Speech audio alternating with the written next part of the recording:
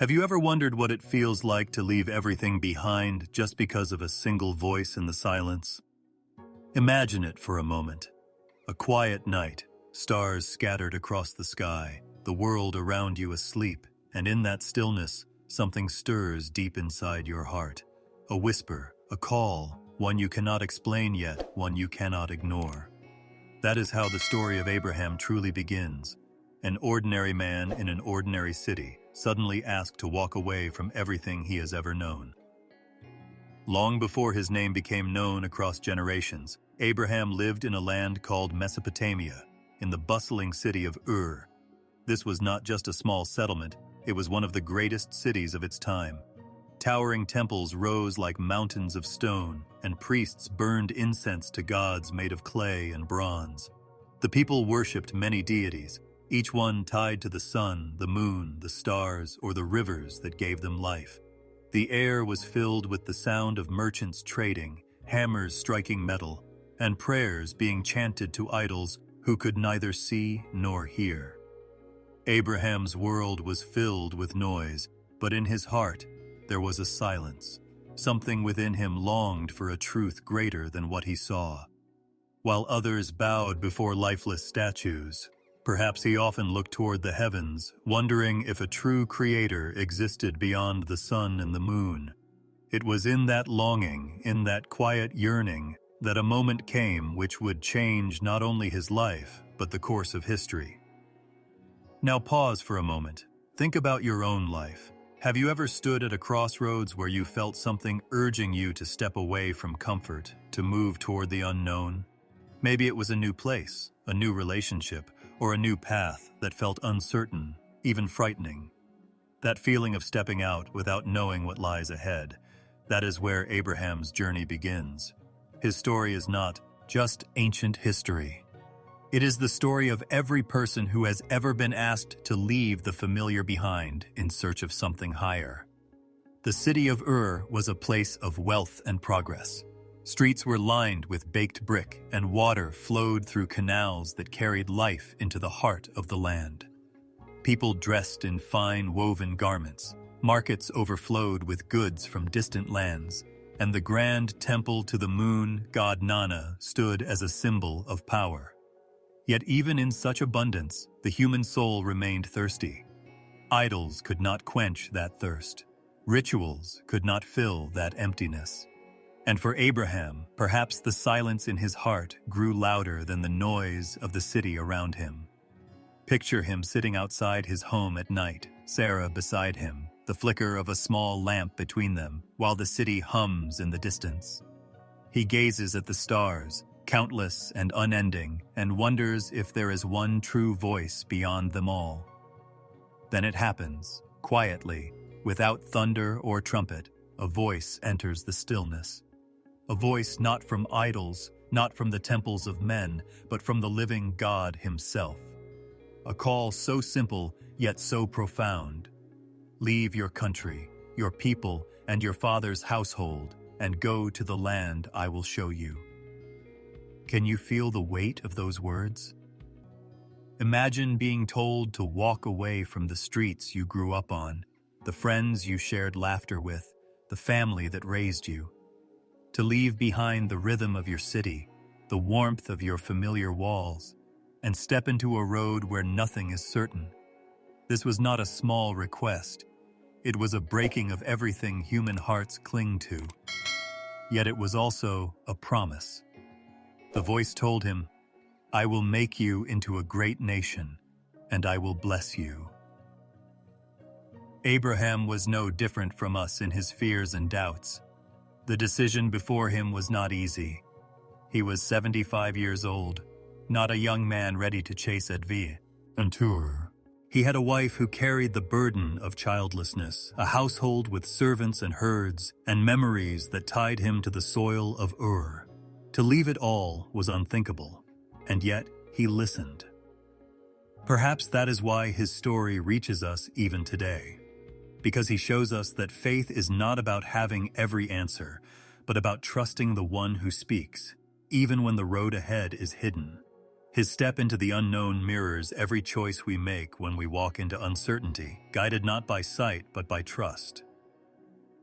As you listen to this story in the quiet of your own night, maybe in your room or perhaps on a bus or lying beneath your blanket, think of what Abraham faced. Think of the courage it took to stand up, gather his family, and walk away from the familiar lights of Ur into the shadowed wilderness. His heart must have raced, his mind must have questioned, and yet his feet moved forward, one step at a time. The city of Ur fades behind him, and the story of faith begins.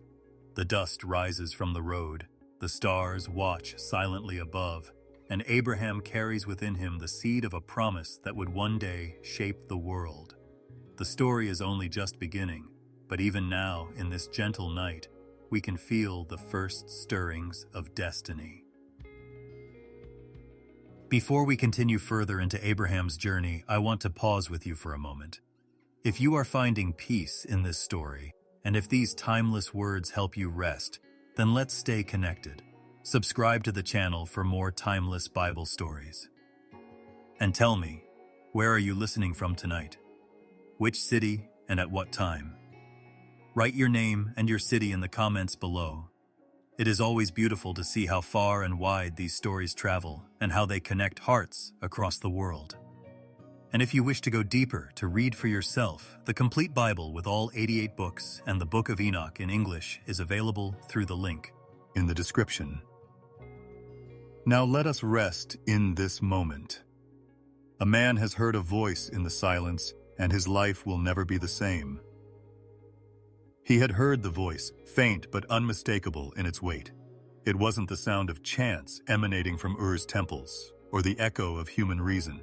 It was something more profound, something living, something that roused the earth beneath his spirit.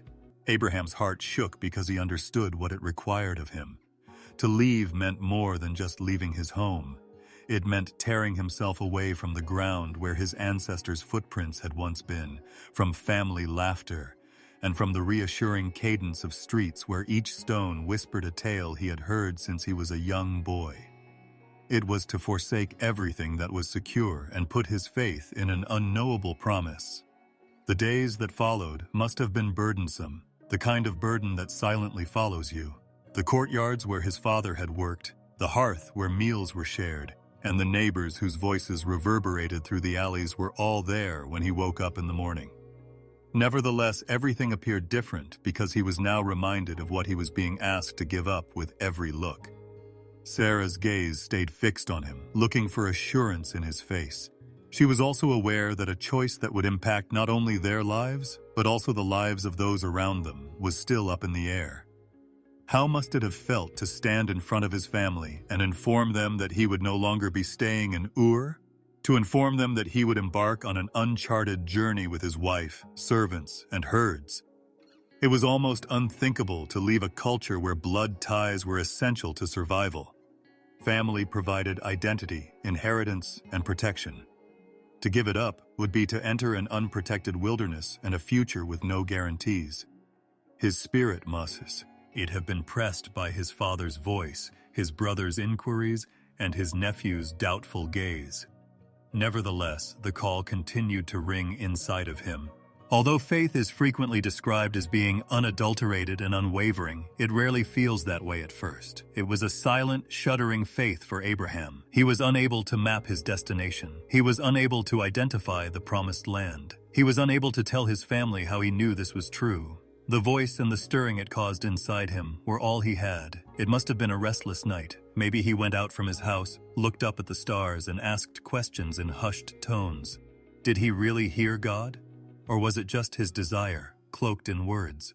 However, the tranquility that ensued from that summons was unlike anything he had ever experienced from Ur's idols. He started preparing them one by one. Property was packed, servants were trained, and herds were gathered. Every object he raised served as a reminder of what was being abandoned. The smell of home was present in the woven blankets, the clay jars, and the tools made by the city's artisans. Fear and trust weighed heavily on Sarah's heart as she moved silently through their home, gathering necessities. Tears were probably shed in quiet, private farewells to the faces and places that had influenced their years. But they didn't say a word of doubt because they were being carried forward by something bigger than doubt. Picture the departure moment. The markets were bustling with the sound of haggling and laughter, and Ur's streets were alive with morning commerce. And amid all of that commotion, a caravan starts to take shape, with servants calling to one another, flocks being driven toward the gates, and camels carrying loads. Abraham stands in the middle of it, facing a horizon that is hidden from everyone else. He is followed by whispers. Some mock. Incredulous, some shake their heads. Others question whether he has lost his mind.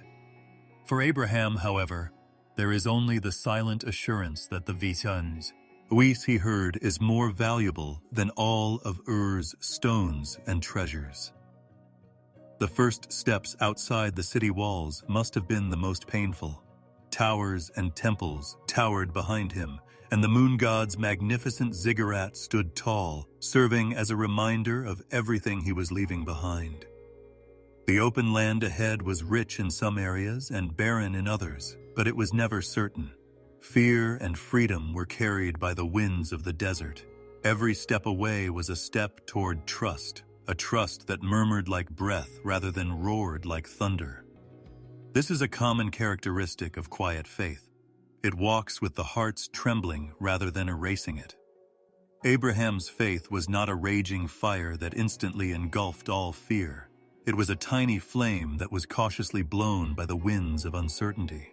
That flame was put to the test every mile ahead, but it persisted. Maybe that's why his story still has such a profound impact. For the majority of us, faith does not entail lofty visions that eliminate doubt. It includes the decision to believe gradually even when everything around us seems to be illogical, as well as a whisper that says, "Go." Walking next to him, Sarah's quiet was as poetic as any prayer. She was also leaving behind her family, her solace, and her dreams that had faded due to years of being childless. Nevertheless, she decided to follow. Faith, though quiet and frail, carried her heart, and love carried her feet next to his. Their servants must have been both perplexed and in awe as they watched their master respond to an unexplained call. This journey was mysterious to them, but Abraham's determination gave them courage. Weeks turned into months, and days into weeks. The roads they took led them through uncharted territory, past settlements where people spoke strange languages, and across plains where the sky seemed to go on forever. The journey must have been intolerable at times. The stars are cold at night, the sun is scorching during the day, and doubts are murmuring during the quiet hours.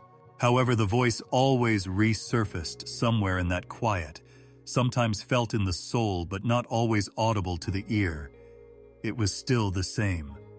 Go, and you'll be shown. Go, and I'll transform you into something bigger than you can ever dream. Abraham went on. Every morning he got back up, and every evening he set up his tent in a place that wasn't his. He was lost, but not lost. Despite being a stranger, he was being held by an invisible hand. He was aware of the one who had called him, but he was unaware of the way. That was sufficient. His calling story is one of surrender rather than certainty. It's about trusting the journey rather than knowing where you're going. He followed the voice of the living God and abandoned the voices of a city enslaved to idols. And history started to change with that choice, brittle as it was. The road lay silent under the starry sky at night and shimmered under the harsh sun during the day, resembling an endless ribbon of stone and dust.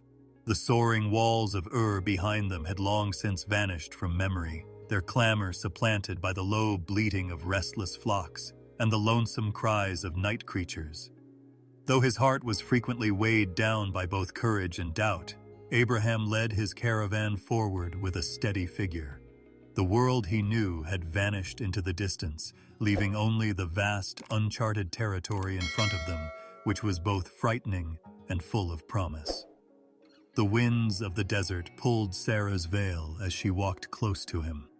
Although she exuded a quiet elegance, the weariness that built up in her bones was evident in the way she walked. The path was harsh and required more of them than they had previously believed. On certain days, every grain of sand shimmered like fire beneath their feet as the sun burned mercilessly. On some nights, even the thickest cloaks were insufficient to keep Tuhaid. He chill from pressing down like ice against their skin. Despite their weariness, Sarah's eyes had an odd steadiness to them, as if she shared their belief in the invisible promise that kept them moving forward. Although his spirit was willing, Lot, the younger nephew who decided to join them, frequently felt the burden of uncertainty. He missed the comfort of stability, the laughter of friends, and the streets he knew. He was quick to wonder out loud where this road would lead, but every time he glanced at Abraham, something in him silenced his doubts. The older man had a serene strength, a determination that seemed to stem from something bigger, something unbreakable, rather than from human reason. Even when his own strength faltered, Lot learned to rely on that one. They learned to listen to silence in the desert. Their shadows danced against the sands as they gathered around little fires in the hours after sunset. When the earth released its heat and the air cooled, the flocks fell into restless sleep, the servants whispered stories, and Abraham occasionally raised his gaze to the sky. The stars glistened like a tapestry made by invisible hands, extending indefinitely and shining brighter than any city lamps.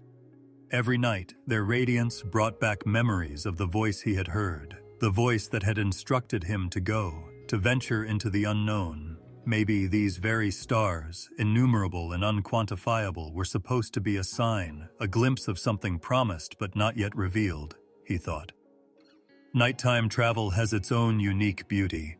Soft light was cast on the rocky terrain by the moonlight, which turned the land silver. As if the desert itself held its breath, the world became more subdued. Camels moaned under their loads, their footsteps crunched softly on the ground, and the wind carried what sounded almost like songs. During these hours, Sarah Free quaintly gazed up at the sky, her heart pounding with a mix of hope and fear. Even though the way ahead was obscured, the starlight somehow made it tolerable. However, there were also intense and sudden moments of fear. Eyes glinting from the shadows, wild animals prowled the edges of their journey. The camp would become uneasy when a jackal's distant cry was heard. Additionally, there were men, strangers met along the way, whose eyes lingered too long on their goods and herds, and whose intentions were unclear. Abraham was aware that danger existed not only in the actual wilderness, but also in the hearts of potential enemies. The burden of survival weighed heavily on every choice of route and camp location. Fatigue became a recurring theme. The flock slowed, their thirsty, bleating hoarse. With the weight of their belongings on their shoulders, servants staggered as they moved. Dust frequently clung to their clothing and filled their lungs. The sun hardened Lot's face and made Sarah's hands calloused. They were no longer comfortable city people. Instead, they were nomads, molded by the land that lay in front of them indefinitely. Nevertheless, they never completely lost hope. It refused to go out, lingering in the night like a dim flame. There was a silent strength that rose with the sun every morning as it rose above the horizon and poured light across the desert. The promise continued to direct their steps, and the dawn served as a reminder that they had survived another night. In those early hours, Abraham would occasionally walk ahead of the caravan, his thoughts lifted above the horizon and his staff steady in his hand. With each step, he demonstrated his faith in the invisible hand guiding him. They became accustomed to the cadence of travel. Days of intense heat, nights of glistening stars, and resting moments by trickling streams or in the little shade of trees. They discovered the value of small mercies, such as the taste of fresh water after long hours of thirst, a patch of green where animals could graze, or a sudden breeze cooling their skin. These experiences seemed like gifts, serving as a reminder that there was always provision, even in the great unknown. Despite her fatigue, Sarah developed her own quiet strength. She became more than just the spouse of a man who had heard a voice. She was now a traveling companion, a resilient woman who carried her own portion of faith. She occasionally smiled softly at night when the firelight danced across her face, but she never said a word. Abraham only needed that smile to know he wasn't alone in his journey. A lot was also changing. Despite his youth, the hardships of the journey started to etch a deeper mark on him. He asked fewer questions, and his steps became more steady. It was not easy, but he was learning the language of trust. Every day was an opportunity to learn something new from Abraham, who seemed to keep his doubts to himself and never allow them to weaken the resolve that kept them moving forward. So their caravan continued, through valleys where darkness hung heavy, through nights that seemed to go on forever, and over ridges that ripped at their feet. The trip turned into a tale of dust, perspiration, and desire that was etched into their bodies. They were no longer who they had been, but they were also not yet where they were supposed to be. With every step they took, something within them changed, reflecting the silent metamorphosis of faith itself. The land was vast, wild, and mysterious. However, there was beauty in its vastness as well. The way the stars glittered like innumerable promises waiting to be fulfilled, the way the dawn painted the skies in rose and gold hues, and the way silence itself seemed to contain whispers of eternity. As they ventured farther into the unknown, Abraham, Sarah, and Lot carried those whispers with them, brittle but unbreakable. Under the steady feet of servants and the hooves of camels, the caravan moved slowly, dust rising in gentle clouds. Days of wandering through the wilderness had started to give way to a different kind of anticipation, because the horizon no longer looked like an endless desert. Now, rolling hills covered in green patches rose in front of them, and deep valleys were carved out where rivers glistened in the sunlight. In contrast to the dryness of the lengthy journey behind them, the air smelled fresher, carrying the scent of grass and earth. With his staff in hand, Abraham strode forward, his gaze focused on this land that seemed to exude a sense of silent mystery. It seemed as though the earth itself was speaking to him in a whisper, as though the invisible voice that had led him from Ur was now telling him that he had come to the right place. Sarah gazed at the hills in amazement and relief. As she took in the abundance all around her, her body, which had been weakened by days of heat and cold, seemed to lighten. Here, servants would rest, herds would find pasture, and maybe their wandering would finally slow. Beyond relief, though, there was also a sense of awe, since she sensed, though she was unable to pinpoint the reason, that this place was unusual. It was heavy, as if unwritten history awaited its soil. She kept a close eye on her husband because she could tell by his silence that he was experiencing more than just arrival. Lot, still immature and restless, was eager to enjoy the view. At times he ran ahead of the group, shouting about the view and scaling small ridges. He saw areas where houses could be constructed, fields that were ready for planting, and streams that could supply water to flocks. He saw this as a place of opportunity, a place of fresh starts where success could be attained. Though he was still unsure of the full significance of this land, his eyes gleamed with anticipation. The caravan slowed when they eventually arrived at the oak groves close to Shechem. Abraham stopped, looking around. He felt the silence of the place pressing down on him.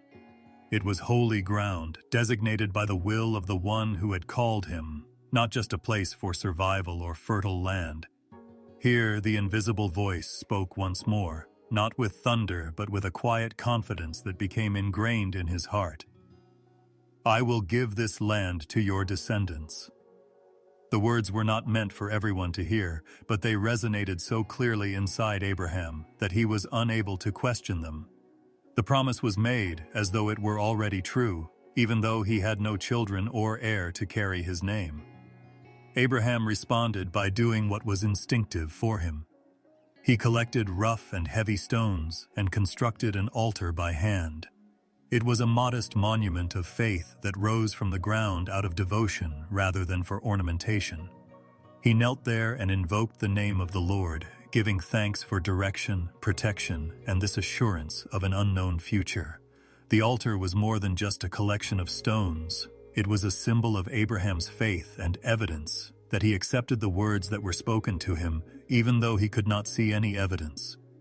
As if to honor the occasion, the flocks fell silent, the servants watched in silence, and even the wind appeared to stand motionless.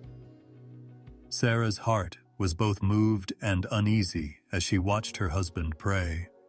She had abandoned her home, followed him faithfully, persevered through adversity, and trusted his vision, but now she too was feeling the burden of this land.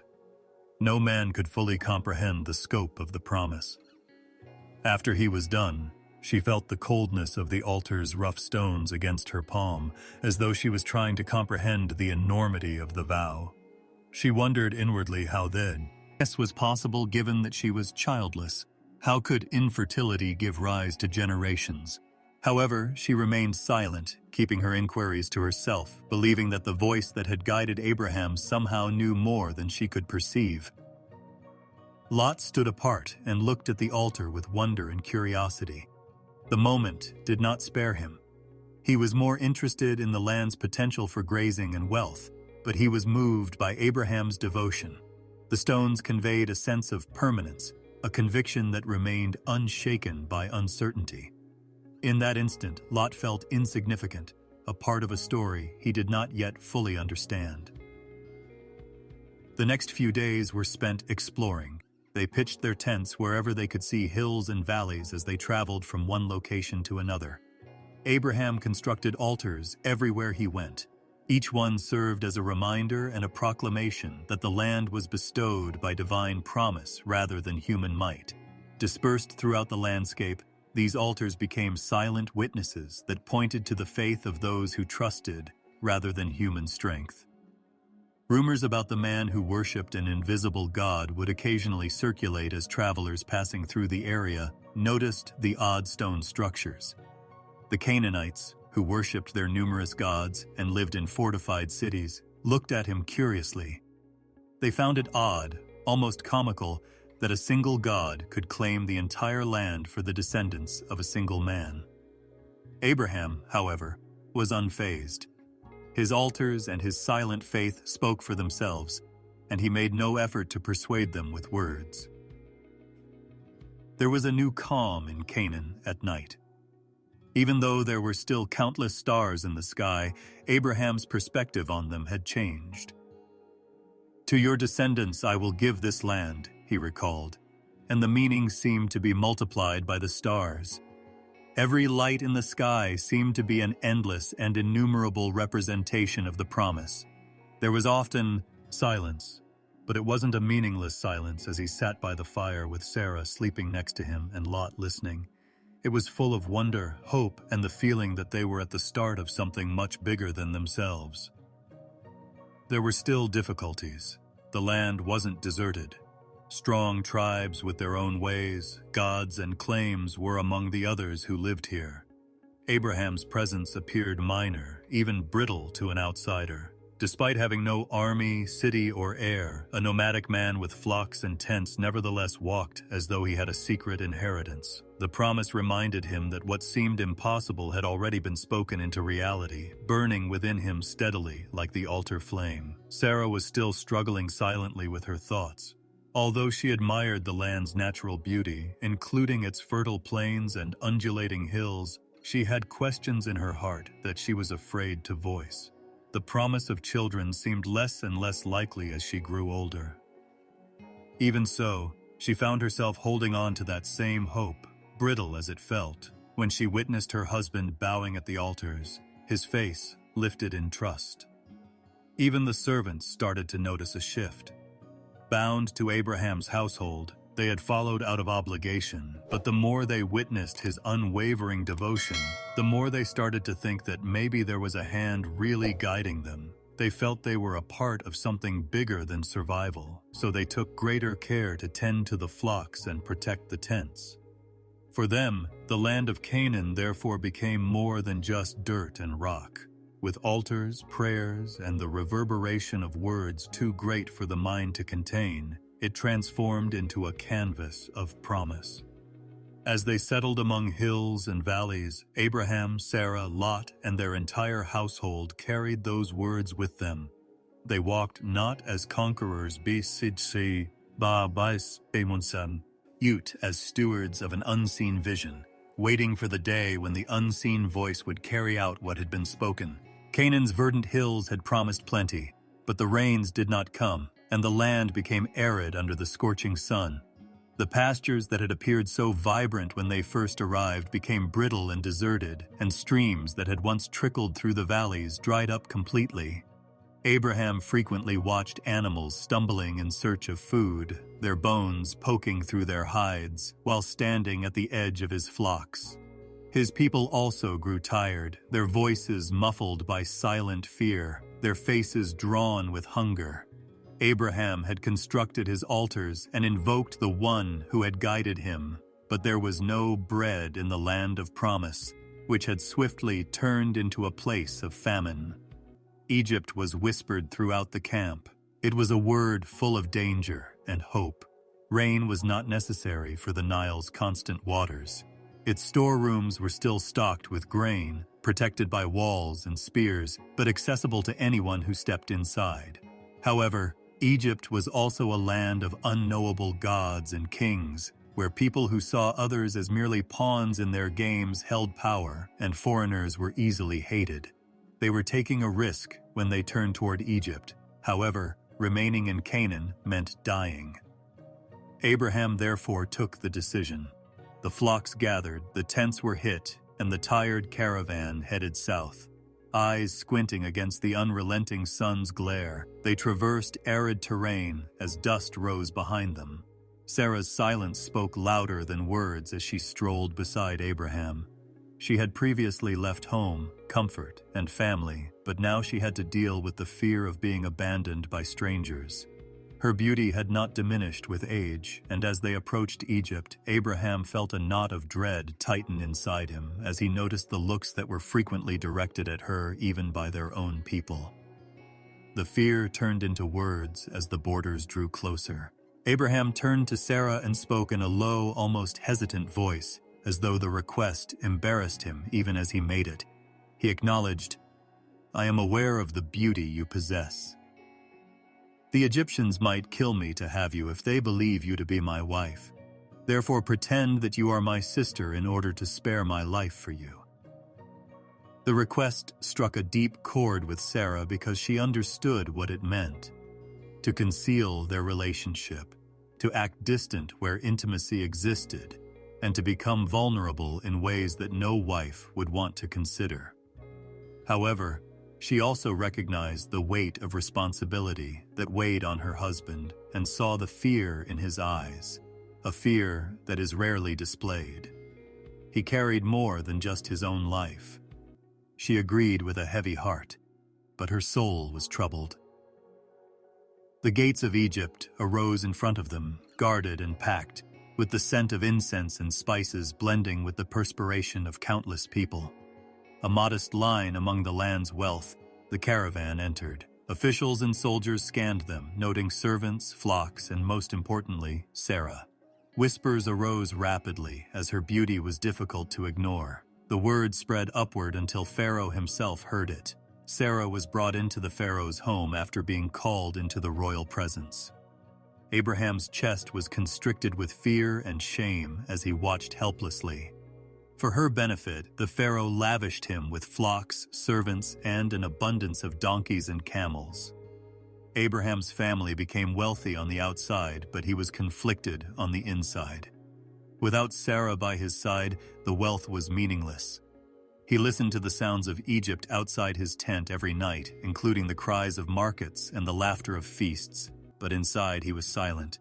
His fear had led him to act in a way that had cost him peace, even though it had saved his life. Sarah carried the burden of the lie in Pharaoh's home. She experienced the loneliness of walls that were not her home, but the God who watched her did not abandon her. Every piece of jewelry and exquisite clothing that was placed on her felt burdensome rather than honorable. She pondered how easily fear could transform faith into trembling as she recalled the altars Abraham had constructed and the prayers that were whispered under starry skies. The Invisible One, however, had not forgotten. Pharaoh's household experienced plagues, which were strange illnesses and maladies that befell his subjects. Whispers started to grow, servants became terrified, and confusion swept through the palace. This misfortune had only started when the foreign woman was brought inside. The suspicious and troubled Pharaoh summoned Abraham.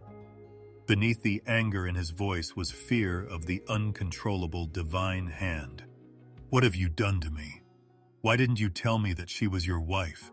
Why did you claim that she was my sister so that I could have her for myself? Grab her and leave." As Sarah was brought back to Abraham's side, his head hung low, embarrassment rushing through him. He assembled his household in silence, without protest or defense. He kept the wealth that had been bestowed upon him, livestock, servants, and belongings, but it felt meaningless because he was aware of the price of his decision. Long after they had left Egypt's gates, he would still remember that he had trusted his fear more than his faith. Richer in merchandise but poorer in morale, the caravan left once more. Sarah was safe, but there was something unsaid between them as they walked side by side again. Although their relationship survived, the wound was genuine because trust had been put to the test and strained by fear. Silently observing, Lot discovered more than words could convey. He realized that fear could mislead even the pious, that faith did not equate to perfection, and that even a man who had been chosen and blessed could make mistakes. As they turned back toward the land they had left behind, the desert spread out in front of them once more, the wind blowing across the sands. Egypt's towers behind them vanished into the distance, but the memory of what had happened would not be so easily forgotten. In addition to providing them with food, money, and the ability to survive, the journey had also exposed their frailty and the vulnerability of the human heart in times of peril. Abraham spent a large portion of his journey in silence, bearing the burden of both mercy and failure. He had stumbled, but he had not been left behind. His life had been saved, Sarah was back, and the promise stood. His purposes were not dependent solely on human strength, as the unseen one had demonstrated. They continued walking, still confined to the path in front of them, but not yet completely recovered. The land of Canaan was waiting again. The famine was over, and Abraham carried with him the reminder of grace and the memory of fear. Though his weakness had been exposed, the promise had not been revoked, and the silent voice inside him begged him to raise his gaze once more, not to the terror of others, but to the faithfulness of the one who had never abandoned him. As the caravan left Egypt, the sun rose over the desert and the air was cool before the day's heat arrived. As he led the procession, Abraham walked quietly with his staff in hand and his eyes downcast. Flocks of sheep, herds of cattle, camels carrying goods, and servants moving in long lines were all gifts from Pharaoh that few wanderers could claim. Abraham's journey into Egypt appeared to have ended triumphantly from the outside. He had come in as a stranger, terrified, and he had come out as a man who had been given plenty. However, he was filled with a restless mixture of shame and gratitude rather than pride. Restored to her proper position, Sarah walked next to him. She was frisian of the strange eyes that had followed her around and the heavy walls of Pharaoh's house. Even though she was walking steadily, there was still a shadow in her quiet, not because she had betrayed Abraham, but rather because of her own weakness of fear. She had gone through what no wife should have to. Knowing that words couldn't undo the damage, he looked at her frequently and wished he could. Nevertheless, there was the silent knowledge that they had been spared despite the weight. Instead of destroying them, Pharaoh sent them away peacefully with a wealth of wealth. Even though Abraham harbored guilt, he was unable to deny the mercy that had carried them out because the invisible hand had transformed what might have been catastrophe into provision. Every sheep's bleating and ox's lowing served as a reminder that life had been given to them rather than earned. The terrain started to shift as the caravan continued to move forward. Egypt's vast floodplains were replaced by arid desert areas. Winds carried the dry air, the horizon stretched out in front of them, and the sand whispered beneath their feet. Abraham frequently found himself lying awake and gazing at the stars as the nights grew chilly. As though the heavens themselves leaned down to observe, their radiance in the arid sky seemed closer. He mingled confessions of weakness with hushed prayers of gratitude during those quiet hours. He was aware that money could not make up for his fear, but he also knew that the one who had summoned him was still close at hand. Lot frequently accompanied him on walks, observing but not talking much. His eyes glowed with the glimmer of ambition as he watched the herds grow and the servants proliferate. He saw the wealth as an indication that he had been blessed and that it had not been a pointless decision to follow Abraham. Abraham was aware, however, that not all blessings were obtained by strength. Occasionally, they were obtained in spite of failure. He realized that every gift he now had carried the memory of a time when he had doubt, and this realization weighed heavily on his heart. There was a silent resurgence of hope when the well-known hills of Canaan finally appeared in the distance. Now that the rain had returned, the land appeared greener, as though it were awaiting their return. Valleys grew with life, streams trickled again, and the memory of Egypt's arid soil appeared to wane. Abraham, however, never forgot. He didn't measure his belongings or count his herds when they first pitched their tents in the same spot where they had first erected altars. His first action was to rebuild a place of worship. The stones were collected and carefully stacked to create an altar similar to the ones he had previously constructed. Abraham bowed his head in humility rather than pride as the fire was ignited and the smoke rose. As he expressed gratitude, his voice wavered and his words poured out like water from a container that had been suppressed for a long time. He expressed gratitude to the one who had saved his life, delivered Sarah, and transformed shame into provision. He just accepted that every breath, every step, and every flock grazing nearby was not his by right, but rather by grace. He made no further demands. Sarah watched the smoke curl into the sky from a nearby spot. Even though she was still scarred from Egypt, her silence was eased when she saw Abraham kneeling before the Invisible One once more. She saw the return to trust, but she also recalled the fear that had misled them. The altar was more than just fire and stone. It was a symbol of their return to the land and to the faith that had brought them out of Ur in the first place. The servants gathered around, some observing with interest and others with respect. This God remained a mystery to many, invisible yet mighty, silent yet close. They had witnessed the guarded, gilded, and stone-carved gods of Egypt, but it was this unsaz in God who had displayed his might. Sarah's release was not a chance, and the plagues in Pharaoh's home had not been an accident. Even though they did not fully comprehend it, the people were aware that Abraham had a unique hand. Even though wealth was all around them now, Abraham saw it more as a challenge than a reward. More servants meant more leadership duties, and more herds meant more caregiving duties. Despite its vastness, the land would soon reveal its boundaries as Lot and Abraham's flocks grew alongside one another. However, Abraham decided not to consider the tensions that lay ahead for the time being in this moment of return. Instead, he bowed low, allowing thankfulness to overpower regret. Abraham used to sit outside his tent and observe the stars at night when the camp was quiet. The same stars that he had gazed upon in Egypt now glowed brightly and innumerably over Canaan, whispering of promises that were not yet visible. Even though the memory of failure still tormented his heart, every flash of starlight served as a reminder that one mistake did not define his journey. The voice that had first called him continued to lead him along the path, which was demanding and enigmatic. Occasionally, Sarah would accompany him on those night watches. They didn't say much, but their quiet was lighter and more open now, as if to convey without words that although fear had previously separated them, faith was bringing them back together. She leaned in close, and he held her hand. The scent of rain-reborn earth, a sign that life can persist even after famine, was carried by the desert winds as they gently blew through the camp. The trip from Egypt to Canaan thus became more than just a return trip.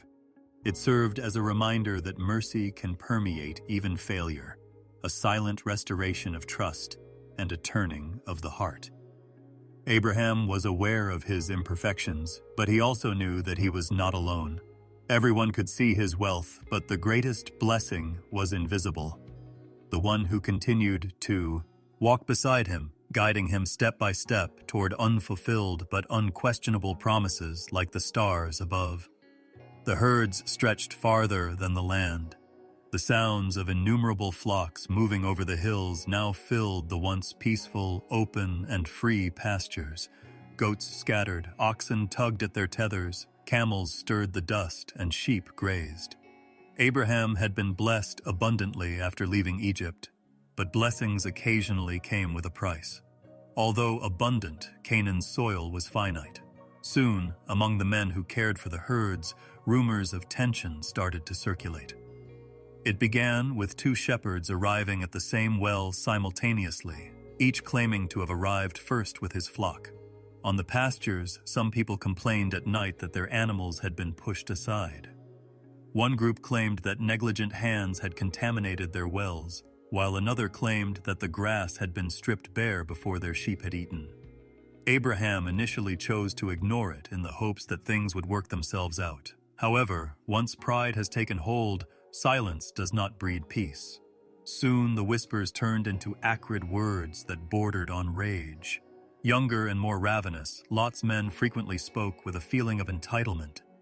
When they saw Abraham's wealth, they compared it to their own master's portion, muttering that Lot should have received more because his flocks and herds were equally powerful.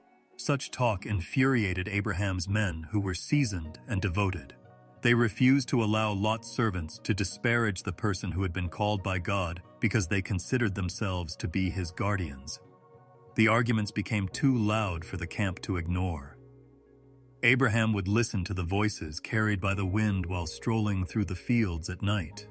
His shepherds' voices were hot with frustration as he heard them muttering by their fires. He could hear the same thing coming from Lot's camp in the distance. His heart grew heavy. He had not left Ur, traveled across deserts, and suffered from starvation only to witness his family split along lines of water and grass. He was aware, however, that ignoring the issue would only make it worse. Abraham invited Lot to join him for a walk one evening. Silent witnesses to a moment that would influence their futures, the stars above glowed steadily. Despite its gentleness, Abraham's voice was heavy with grief. He remarked, "Let there be no conflict between you and me, between your herdsmen and mine. Because we are brethren." His gaze swept across Lot's face, seeking comprehension. He was aware that unity was more valuable than the richest valley, and that peace was more valuable than material belongings. Then he gave Lot the option, something that few men his age would have done. Abraham whispered, "The entire land is in front of you." He didn't hold on to his rights or remind Lot of the call that had been given to him. "If you take the left hand, I will go to the right. If you go to the right, I will go to the left." No matter what ground he stood on, he just opened his hands and trusted that the God who had guided him thus far would continue to provide. Lot looked over the horizon. The Jordanian plain, glistening with fields and rivers, stretched green and fertile to the east. It was lush, resembling the land of Egypt he had personally visited and the garden of the Lord. The hills and arid valleys to the west were rough and uncertain, their beauty more subdued, their promise concealed beneath the surface. Lot's heart leaned in the direction of what was observed. He decided on the Jordan plain because its soil promised easy abundance and its riches shone in the moonlight. He informed Abraham of his choice without hesitation. He sounded excited, even relieved, because it seemed like the right decision. He looked east, toward the cities that glowed dimly. At the plain's edges, there stood Sodom and Gomorrah, lively and alluring, their markets promising riches and their walls promising safety. Lot didn't give Abraham much attention because he was focused on the life he believed he had saved. Even though the decision might have hurt a weaker man, Abraham listened with a steady heart. He refrained from arguing and did not remind Lot of his own age or purpose. Rather, his silence was an act of faith as he merely nodded. Lot's chosen land was indeed lovely, but Abraham was aware that beauty could be trickery. He was aware that obedience was what God's blessing clung to, not just soil or water. Lot then started to head east after gathering his family, herdsmen, and flocks. The jingle of harnesses and the lowing of cattle faded into the distance as the sound of his departing caravan reverberated across the hills. As they moved toward the verdant fields and the busy cities, dust rose behind them. Lot appeared to have received the larger share from those observing. Abraham, however, was not envious of him. He raised his gaze to the heavens rather than the plains as he stood atop the drier, rougher hills. Abraham lingered in the stillness as the night fell silent again. The pastures appeared thinner, the soil less hospitable, and the surrounding land appeared deserted. However, he recalled the voice that had guided him out of Ur and made the promise of an unknowable future. And there was tranquility in that memory. Separation characterized the days that followed. With their fires burning at different horizons, the once common camps now stood apart. Despite their relief from conflict, Abraham's men carried a silent melancholy. Even though they were devoted to their master, they questioned whether they might have lost something when they watched Lot leave. Abraham didn't chastise them. Instead, he reminded them that God's hand was upon them by his presence and his calm assurance. The sun rose over the hills where Abraham's tents were located every morning, and the stars shone overhead every night as though to remind Abraham that his inheritance was measured in promises that were far beyond human sight, rather than in fields or rivers. The herds continued to roam the rocky terrain. The sheep continued to graze, and Abraham took comfort in the knowledge that, despite Lot's preference for the verdant plains, he had chosen faith. Abraham had a deeper understanding than the shepherd's arguments or the herd's hunger. He realized that trust was more powerful than ambition, and that peace was more valuable than possession. He had relinquished what he could grasp in order to cling more tightly to what he could never take away. And even though the land appeared barren and harsh in contrast to the verdant valley Lot had selected, the silent hills held a promise that would eventually come to pass, as innumerable as the stars above his head. The night was silent, laden with a stillness that descends upon the desert when the last ember of fire goes out. Abraham was lying beneath the vast sky, which was endless and dotted with too many lights to count. Every star glowed like a whisper, some faint, some fierce, all far away yet somehow near. It was not a void, but the silence closed in. It seemed to breathe through the night with a quiet closeness that was alive with presence. While the rest of the world slept, Abraham's thoughts did not, and his heart was restless. Even though he had money, land, and people's loyalty, he still harbored a deep-seated desire. He was childless. Promises had been made and years had gone by, but Sarah's arms remained empty and there was still no tiny voice echoing in the tents. He continued to live his life in faith, but as night fell and the stars came out, doubts began to appear like dark clouds. What if his son didn't have his name? If his story ended with him, would it really matter? The voice reappeared during one of those nights of uncertainty and awe. It was steady, not loud or forceful, as if it had always been there, just waiting for his ear to hear it. "Don't worry, Abram, your shield is me." The words were calming yet stirring, like oil on a wound. "Your reward shall be very great." Abraham's heart ached with honesty as he raised his face to the sky. He muttered into the emptiness, "What will you give me? For I have no children." As the truth he carried forced its way into words, his voice broke. "Everything will pass to a servant born in my home. I have no children of my own because of you." Night held its breath. Then the gentle yet firm response arrived, turning his despair into hope. "You will not inherit this man." Abraham closed his eyes, allowing the promise to sink into his bones, but the voice continued, "Your very own son shall be your heir." He was called out of his tent by a stirring and into the open field, where the stars above glittered in an incalculable number, and the darkness stretched out. His robe brushed the sand as he stood barefoot on the ground, his gaze sweeping the sky. Then he heard the words that would stay with him forever. "Look up at heaven and count the stars if you can. So will your children be." Softly, the desert wind brushed against his face, seemingly drawing his eyes higher and higher until the sky itself seemed to swallow him up. He attempted to count. 1, 2, 10, 50, 100, but his breath caught, his eyes became blurry, and he soon realized it was impossible. Too many were present. They filled every nook and cranny of the night with their unending glitter, spilling over the horizon. The more he tried, the more of them appeared in front of his eyes, until all he could do was stare in wonder. Something changed within him. His waiting no longer felt empty, and his barrenness no longer felt final. Under the huge canopy, he felt insignificant, yet he was well known to the one who had placed those stars. He believed because the voice speaking beneath the stars carried a truth greater than the questions, not because the stars explained his doubt. And he considered that belief to be righteousness, a subtle yet potent connection between heaven and earth. However, words and stars were not the end of the covenant.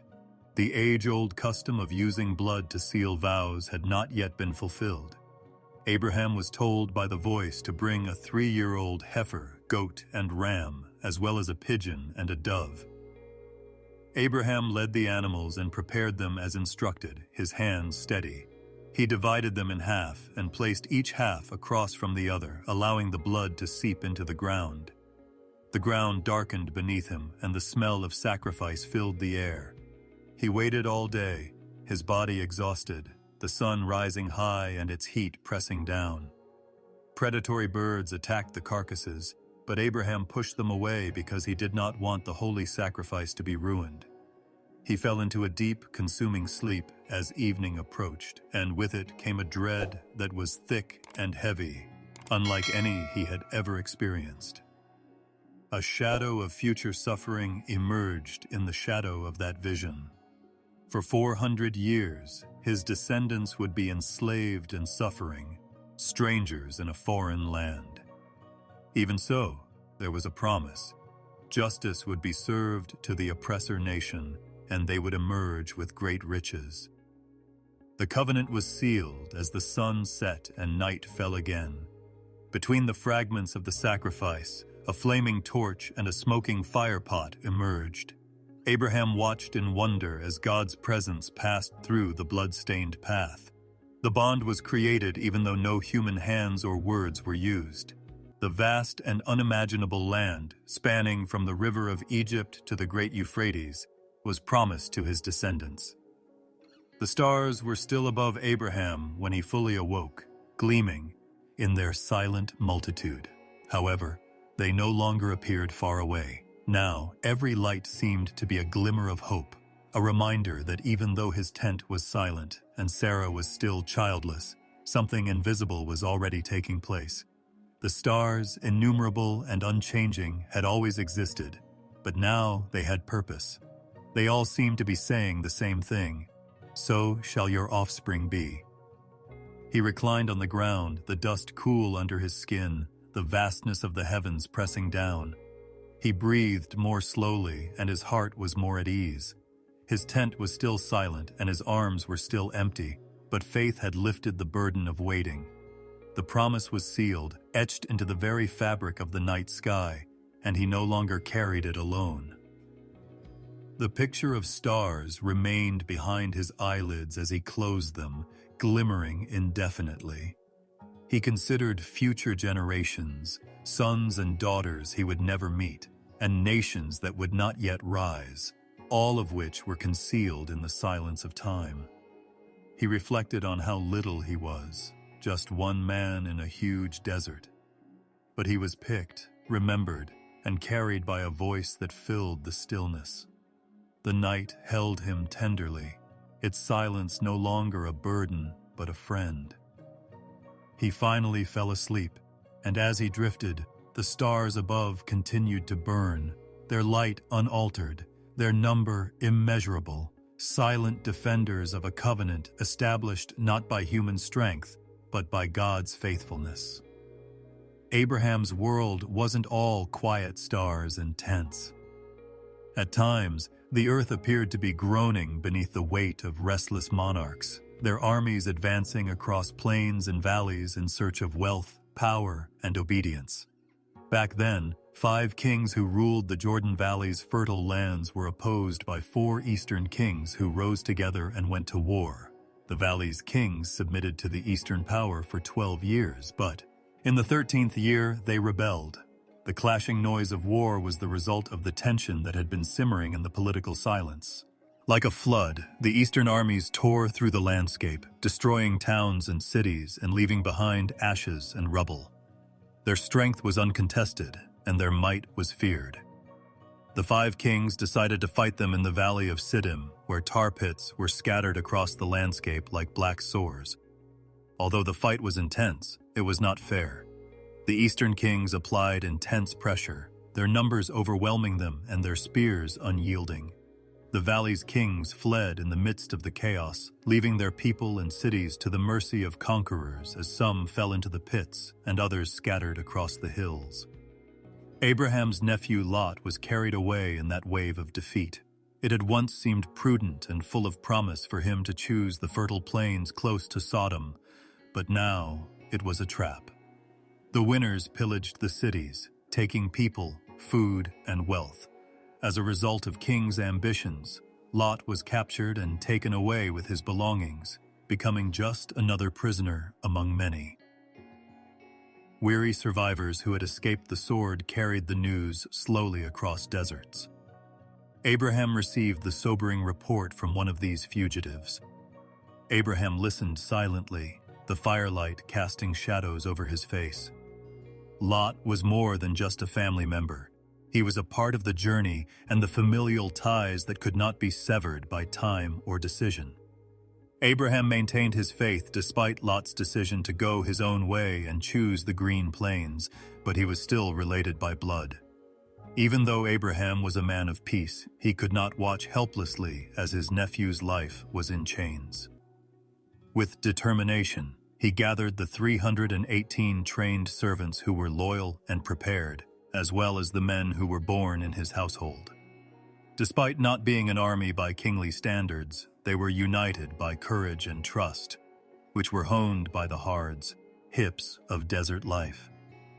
Abraham guided them north through the darkness, their hearts steady, their steps quiet. Abraham persevered, his spirit blazing with resolve even though each mile wound through rocky hills and valleys. Confident after winning, they discovered the enemy close to Dan, their camp sprawled out. Abraham, however, used the night to his advantage because confidence can blind. Dividing his men, he surprised the exhausted conquerors with a sudden, swift, and fierce strike. The battle was violent and tense, but the raiders stumbled because they were unprepared for opposition. Abraham drove them away by pursuing them all the way to Hobah, which is north of Damascus. This dispersed the seemingly unstoppable power. Lot was free after the battle was over.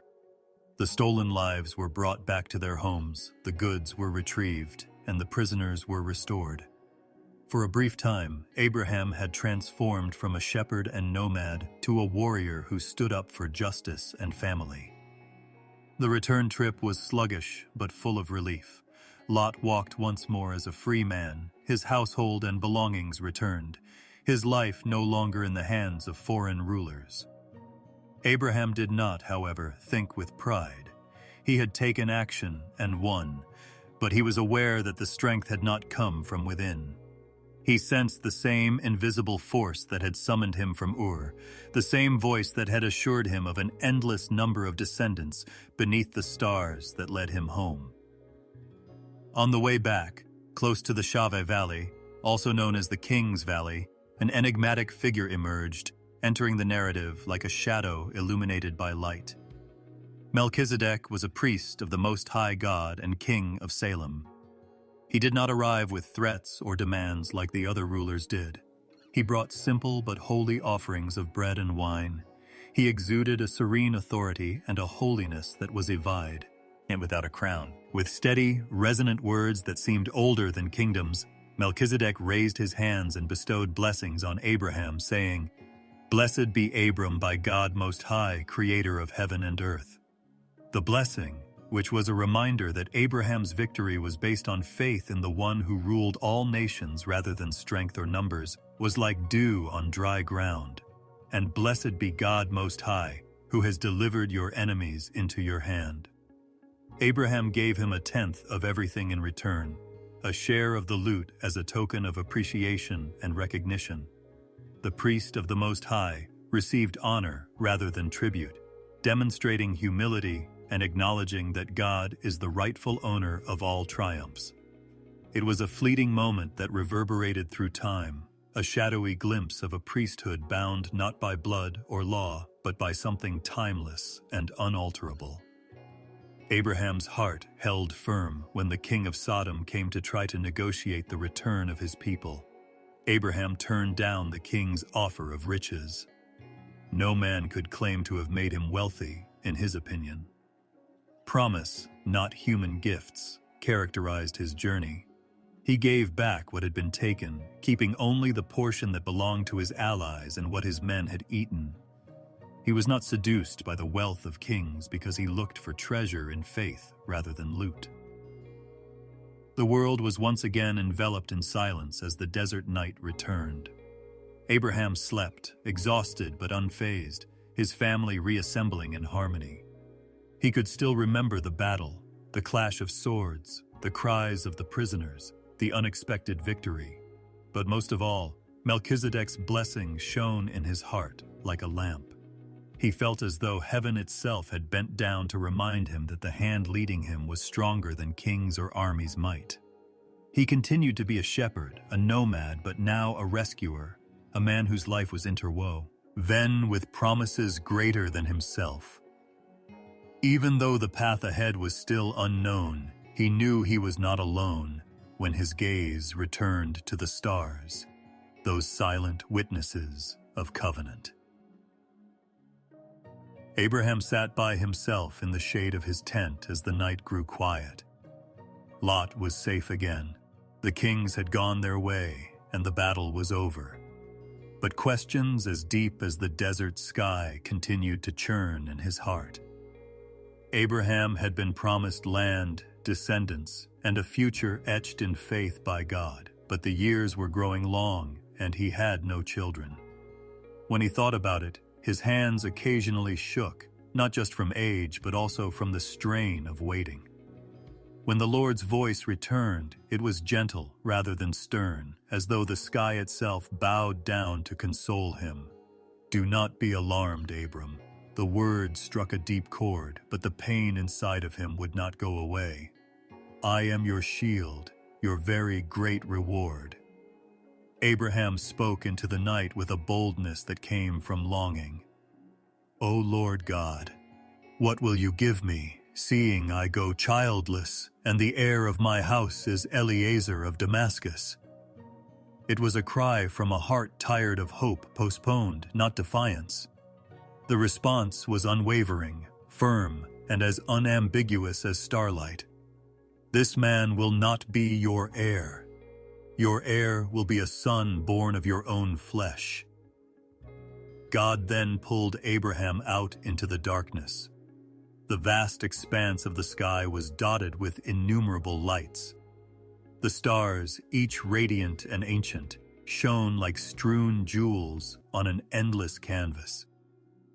"Look up at the heavens and count the stars, if indeed you can count them," God said in a whisper over the silence as Abraham raised his eyes. "So will your children be." Abraham felt the words pierce his soul like a flame. When he believed, his faith was immediately regarded as righteous.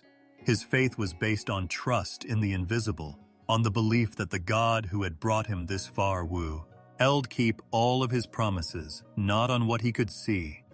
As if creation rejoiced at one man's simple belief, the sky itself appeared to hold its breath. However, God went even farther out of compassion. He was aware of the weakness of human hearts and the lingering doubt that even clings to faith. Thus, using a sign that would stick in people's minds rather than just words, he invited Abraham into a covenant, a solemn sealing of promise. Abraham was told to prepare a sacrifice consisting of 3 three-year-old animals, a pigeon and a dove.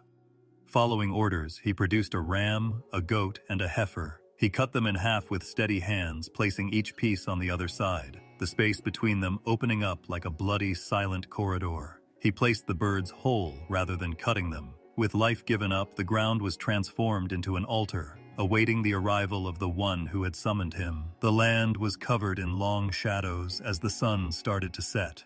Abraham sat in solemn watch as night fell. Predatory birds attacked the carcasses, but he pushed them away, protecting the hallowed preparation. He fell into a deep, fearful sleep as the air became heavy. Thick and heavy terror settled like a cloak, and a voice, this time one of prophecy rather than consolation, broke through the darkness. God said, "You can be sure that your descendants will be strangers in a foreign land. For 400 years, they will endure mistreatment and slavery. However, they will emerge with great wealth after I punish the country in which they serve as slaves. However, you will be buried at a good old age and go to your fathers in peace. Because the Amorites' sin has not yet reached its full extent, your descendants will return here in the 4th generation." The words spoke of a painful but glorious future, and they were full of weight and hope.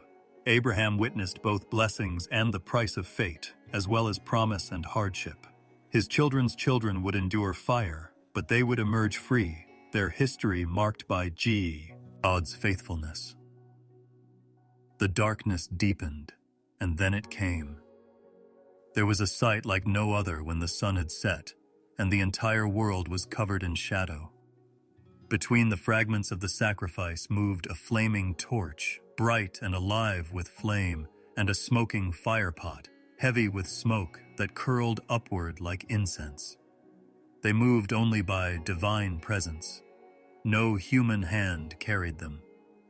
The invisible God appeared through smoke and fire, as if heaven itself had descended. With the glow reflected in his eyes and the silence broken only by the crackle of fire, Abraham watched in awe. Together they traced the path between the halves, the smoke thick with mystery and the torch blazing with brilliance, sealing the covenant in a way that no man could ever undo. God's own oath, not Abraham's strength, was what bound the promise. It was a covenant made by a sovereign God who bent down to bind one itinerant man in love and faithfulness, not by equals. To your descendants, I give this land, from the river of Egypt to the great river, the Euphrates, the land of the Kenites, Kenizzites, Cadmonites, Hittites, Perizzites, Rephaites, Amorites, Canaanites, Girgashites, and Jebusites. Each name was a nation. Each land was a historical location. But all of it was given into promise on that day when the Lord made a covenant with Abraham. The smoke cleared, the fire subsided, and the stars resumed their silent vigil. With the memory of flame still blazing in his heart, Abraham sat in the silence of the night. He had witnessed the Almighty using fire to seal his word, the eternal pressing into time, and the invisible becoming visible.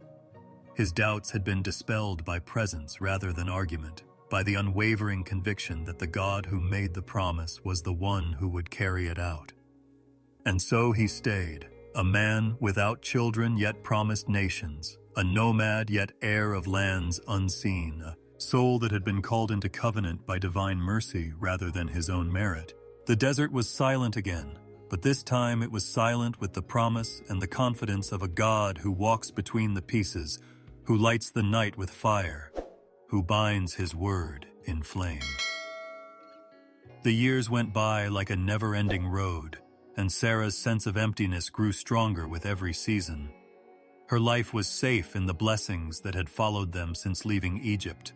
Her tent was full of woven cloth. Her table was laden with the produce of Abraham's expanding herds. But the weight of one absence weighed heavily on her heart all the time. Her own desire was echoed by every child's laughter she heard from the nearby families.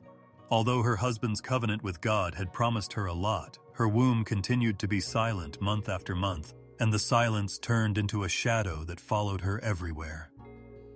Abraham loved her as much as she loved him, but as he grew older, she noticed a silent pain in his eyes that reflected her own. She was unable to avoid the reality.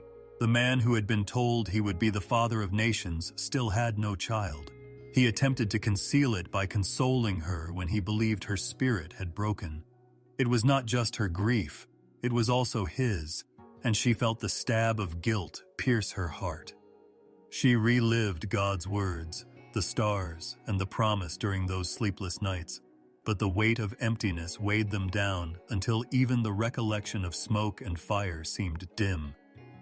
Maybe she thought she didn't understand, or maybe she wasn't supposed to receive the promise. It was a bitter thought, but it persisted until she finally spoke to it. She turned to Abraham one day and expressed what had been brewing inside of her. "The Lord has prevented me from becoming a mother." Her words were weighed down by desperation rather than coldness. "Go, I pray you, to my maidservant. Perhaps I shall obtain children by her." Although it came at a high personal cost, such an arrangement was not unheard of in her culture. Young and robust, Hagar was an Egyptian servant who had accompanied them since the time of the Pharaoh's household. The pain of emptiness might finally be relieved if she had a child for Abraham, who would then be considered Sarah's. Abraham hesitated, but he was also under pressure from years of unfulfilled promises. He didn't oppose her scheme. Hagar eventually became pregnant after being given to him. The news arrived quickly, and Sarah's heart broke in unexpected ways. Now, what she had proposed as a remedy felt like an injury. She noticed the slight change in Hagar's expression, the pride of someone who carried something her mistress was unable to. There was a silent triumph in the young servant's eyes, and Sarah felt less important in her own home. A sharp, raw jealousy flared inside her. With resentment, she turned to Abraham and said, "You are to blame for the injustice I am going through. Now that she is aware of her pregnancy, my maid hates me for putting her in your arms. May the Lord decide between you and me." Tired and torn between two women he loved, Abraham returned the situation to Sarah. "Your maid is in your hand. Do to her as you please."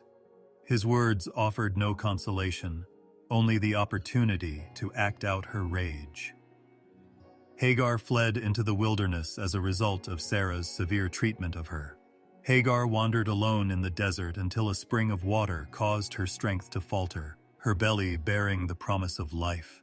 Her tears, a torrent of grief and terror, erupted there. She was merely a servant, caught up in the tumult of promises too big for her to comprehend, and now she was banished, invisible, and unwelcome. Her scream reverberated off the barren stones. However, she wasn't by herself. When the Lord's angel appeared to her in the spring, his words, which were remarkably gentle, pierced her despair. "Hagar, servant of Sarah, where have you come from, and where are you going?" In an honest and sorrowful voice, she replied, "I am running away from my mistress, Sarah." The angel's response was both challenging and hopeful. "Go back to your mistress and give yourself up to her control." The command was difficult, but it was followed by a promise that raised her head when it had been lowered. "I will greatly multiply your descendants, so that they will be too many to count." The words were similar to those that Abraham had heard, but they were now given to her, the Egyptian servant who had felt invisible. Speaking of the child inside her, the angel went on, "You are expecting a son. The Lord has heard your suffering, so you will name him Ishmael. He will be a crazy man who will live in animosity toward all of his brothers and have his hand against everyone else's." Hagar named the Lord who spoke to her in her tears and awe, saying, "You are the God who sees me." By spring, she exclaimed, "I have now seen the one who sees me." She returned from the wilderness bearing not only the child inside of her, but also the burden of being seen, noticed, and remembered by the God who keeps an eye on even the poor. Abraham was truly happy when Ishmael was born. With the tenderness of a father whose long years of waiting had been rewarded, he held the boy. The sounds of new life filled the tent as he finally had a son. Sarah's heart, however, was still agitated. The sight of another woman's son pressed against Abraham's chest made her soul shudder, even though she had given her servant to Abraham and the child was legally hers by custom. Her unhealed wound felt like salt every time the boy laughed or cried. It did not become softer with time. As the child grew, Sarah's jealousy grew stronger every day. She saw a rival, not merely a servant in Hagar, and a shadow that made her think of her own emptiness in Ishmael. The promise made under the stars seemed far there away than ever, and she still carried the burden of infertility. She was unable to put out the fire of jealousy and grief that burned inside of her. Thus, the tent that had once been full of hope was split, with two women, each with wounds that the other was unable to heal, bound by a promise and a man. Hagar bore the anguish and pride of being both favored and hated. The pain of being loved but empty was carried by Sarah. And Abraham, still waiting for the bigger promise he could not yet see realized, bore the weight of walking between them, divided between faith and love. In the middle of it all, the desert nights continued as silent witnesses to cries and tears, the cries of Hagar in her wilderness, the tears of Sarah in her barrenness, and the sound of a child whose very being evoked both happiness and resentment. Despite human frailty and the faithfulness of a God who continued to see, hear, and watch, the story continued to move forward. God's promise seemed to float like a vision that was always just out of reach as the years went by slowly. Ishmael was Abraham's son, but despite the boy's growth and vitality, a restlessness persisted in Abraham's heart. The Lord had promised a nation that would emerge and descendants as numerous as the stars, but the specifics of that promise were still unclear. Abraham's body grew older, his steps slowed, and his hair turned white as he struggled with uncertainty. He bore the burden of numerous expeditions and conflicts, altars constructed and prayers uttered beneath the stars, yet the promise appeared to remain unfulfilled. He was sitting in the silence of the desert heat one day when God's presence returned, this time in a clear and authoritative manner. "No longer shall your name be Abram, but your name shall be Abraham, for I have made you the father of many nations," the voice said, addressing him with tenderness, awe, and authority. With this new name, he was more securely enshrouded in the promise than ever before. Names held power, influencing fate. The voice also offered the same renewal to his beloved wife. "As for Sarai, your wife, you shall not call her name Sarai, but Sarah shall be her name. In addition to blessing her, I will give you a son through her."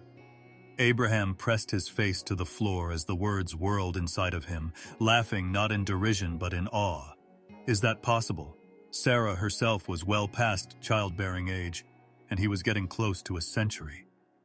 But the words were powerful. They were a covenant, an unbreakable promise made by the Lord himself, rather than wishful thinking. A sign, something tangible and visible, that was engraved into the flesh itself as a mark of belonging, came along with that covenant. Every male in his household, whether he was born into it or purchased with money, was ordered to get circumcised. This deed would serve as a physical reminder of the covenant between God and Abraham, a seal placed on their bodies to demonstrate their obedience and faith. It was a shocking order to Abraham. The idea of voluntarily accepting pain seemed challenging, nearly intolerable, in the desert, a place of dust and survival. However, he recognized the voice and recalled the blazing torch and smoking firepot that had previously moved between the sacrifices. This God wasn't an unfamiliar or far-off God. This was the person who had accompanied him on his journey and who had raised his gaze to the heavens. But the human side of him shuddered. It was no small thing to cut into flesh. The idea of suffering, weakness, and the unknown all evoked fear. He didn't argue, though. He chose obedience and bowed his head. Abraham braced himself that night as the desert winds whispered through the camp and the tents became silent. His body bore the fatigue of years. He was no longer a young man. Nevertheless, he marked himself as instructed and took the blade, which was sharp and glinted dimly in the firelight. The agony was genuine. It burned through him, causing him to cry and his chest to sigh. However, there was a peculiar closeness to the God who demanded it of him in that suffering. In addition to being a physical act, it was also a surrender and a deeper act of trust than words could express. He had raised prayers and offered altars, but now the sign of covenant was on his very body. It was a permanent scar that bound him to the promise forever.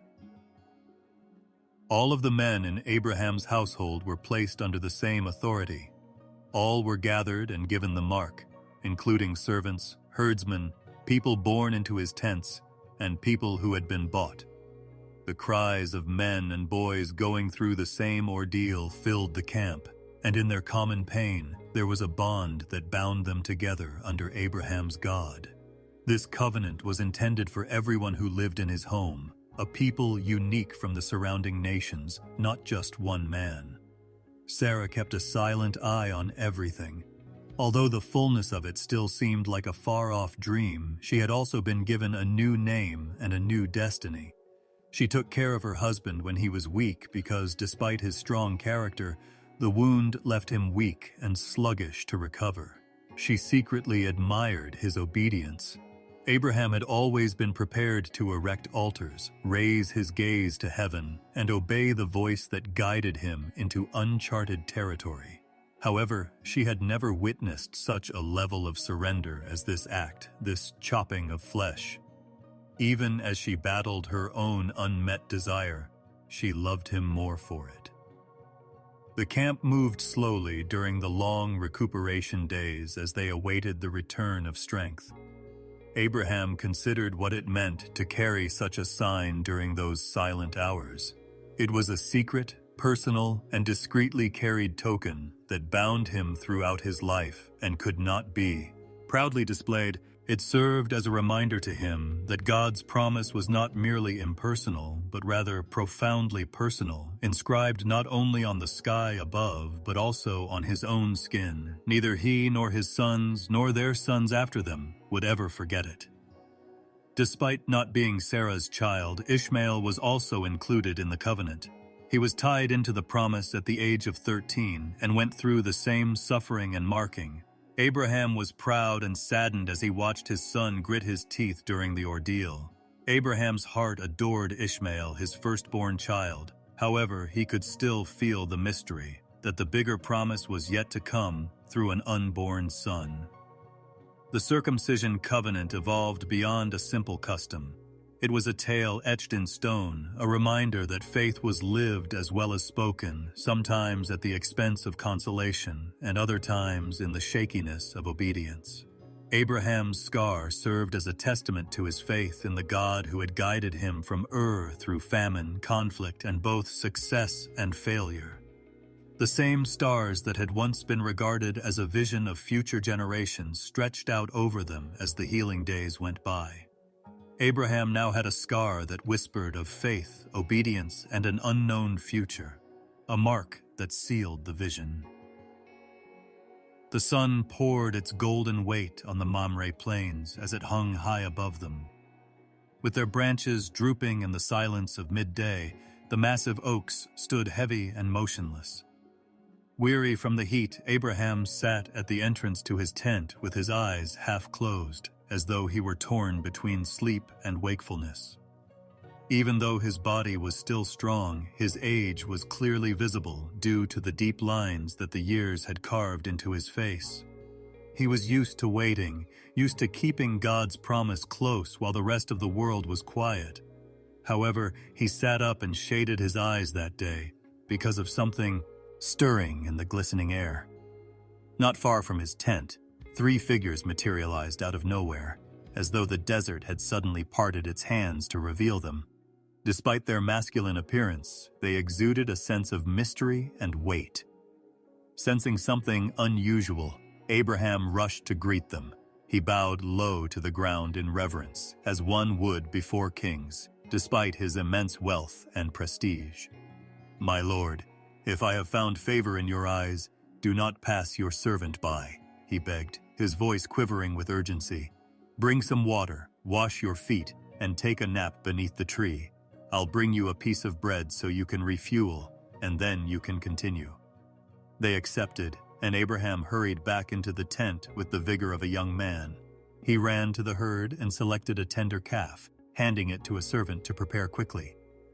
"Take the finest flour, knead it, and bake bread," he said to Sarah in an excited voice. He presented the roasted meat to the guests under the oak's shade, along with curds and milk.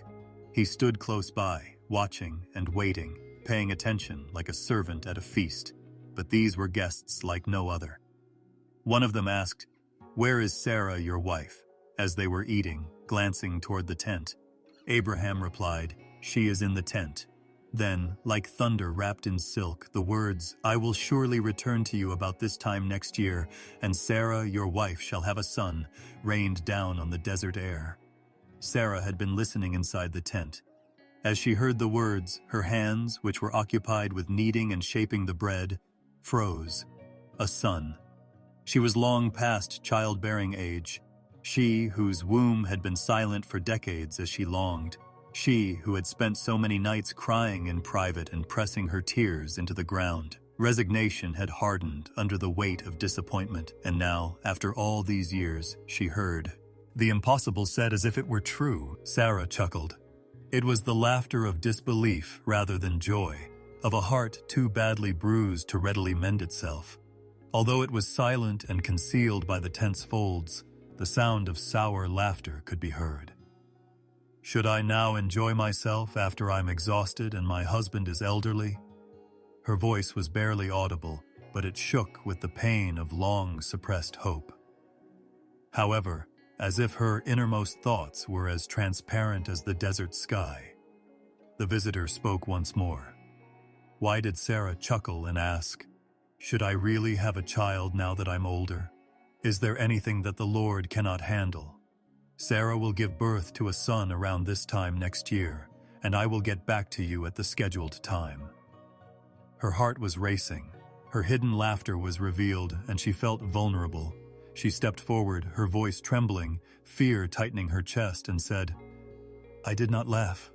However, the visitor's eyes were unblinking and steady, and he responded simply, "No, but you did laugh." The words echoed in the air. With a flurry of incredulity and amazement racing through her head, Sarah withdrew into the tent's shadows. Her heart was now reflected in that laugh that had escaped in weakness.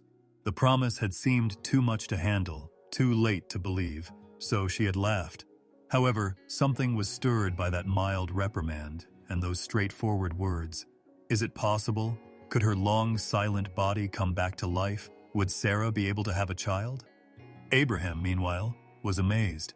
He had heard the promise before, but this time it was delivered with accuracy, a timeline, and a conviction that cut through the years of anticipation. With the scar of circumcision still visible on his body, he carried the memory of the covenant in his own heart. He had faith, but there was still trembling. 1 year, just 1 year, until the fulfillment. The desert was vast and eternal, but the promise was now limited by time. After finishing their meal, The three guests got up and started to move in the direction of the ridge that overlooked the valley of Sodom.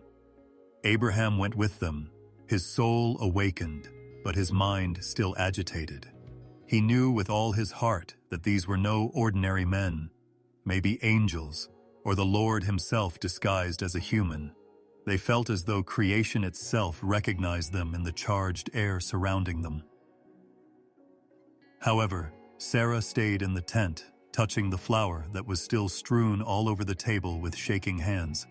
She was haunted by her laughter, which echoed in her chest and was tinged with both shame and hope. For so long, she had attempted to suppress her desire and bury it deep in the year's dust.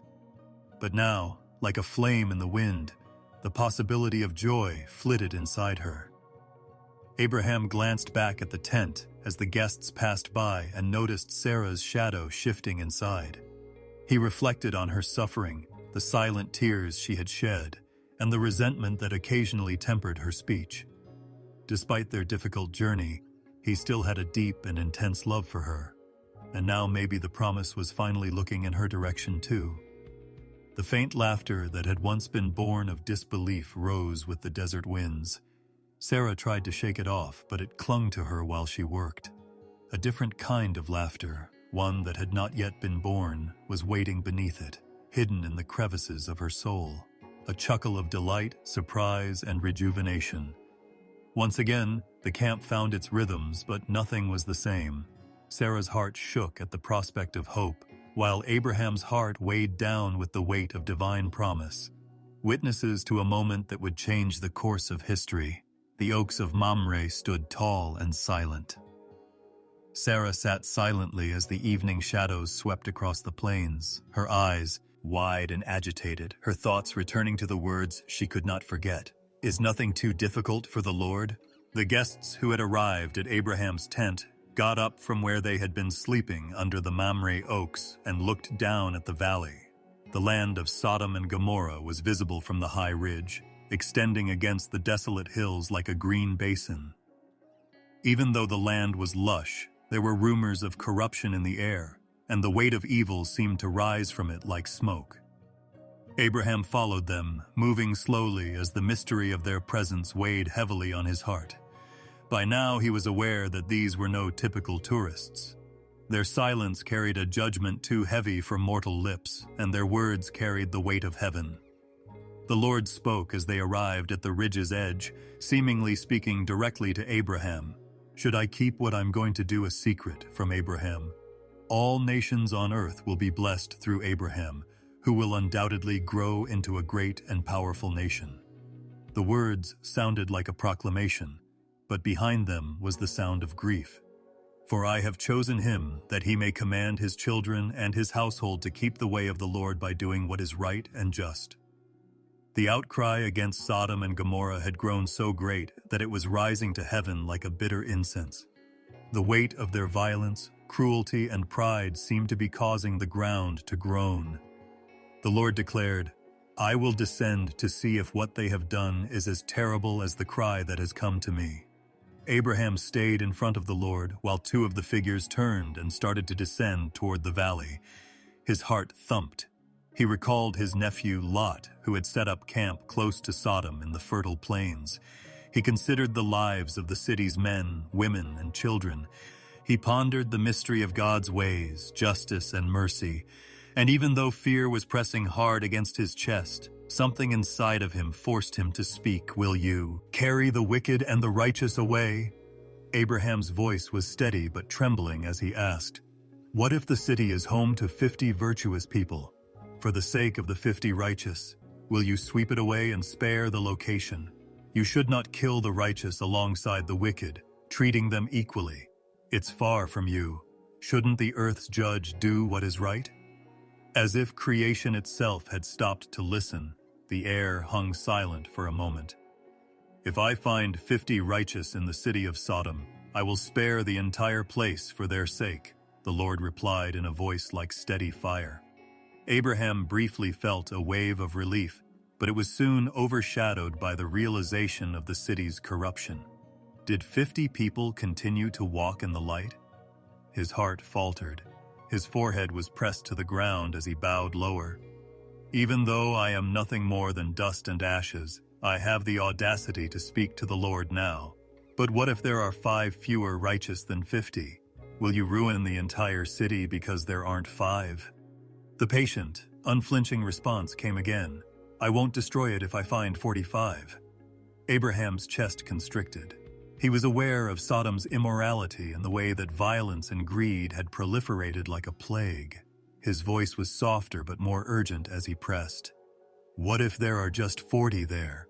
For the sake of 40, I will not do it." The conversation had a cadence, a solemn back and forth akin to a bell ringing in a pitch-black valley. Every request was made with bravery and humility, and every answer was given with mercy and moderation. Abraham's heart raced with hope and fear. Despite his trembling, he dared to approach. Maybe the Lord won't be upset, but what if there are only 30 there? Once more, the response was unflinching. "If I find 30 there, I won't do it." Abraham's words came out of a soul that was torn between fear and compassion, and his voice cracked. "What if there are only 20 there, now that I have the audacity to address the Lord? I won't ruin it just to save 20. The weight of the moment was carried by the wind as it swept across the ridge.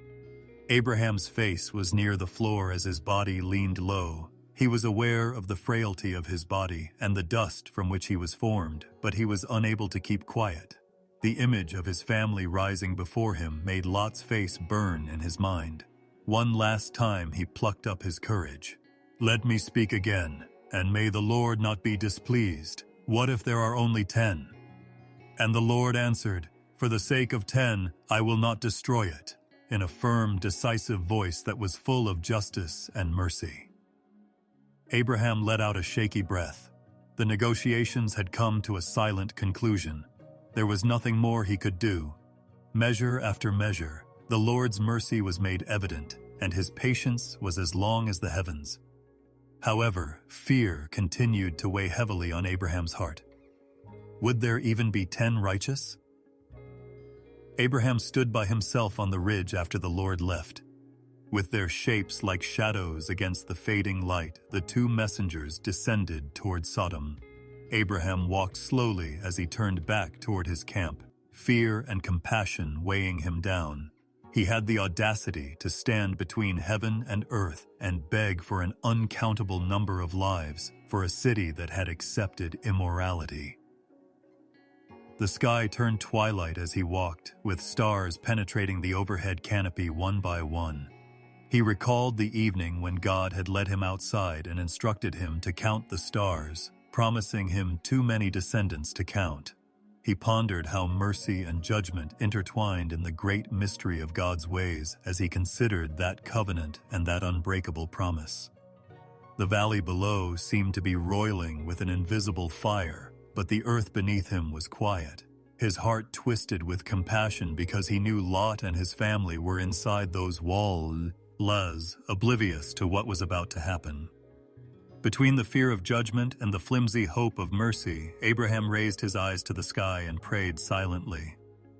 Above, the stars glistened, eternal witnesses to the cries of a man who dared to speak to the judge of the entire earth as one would speak to a friend, to plead for a city.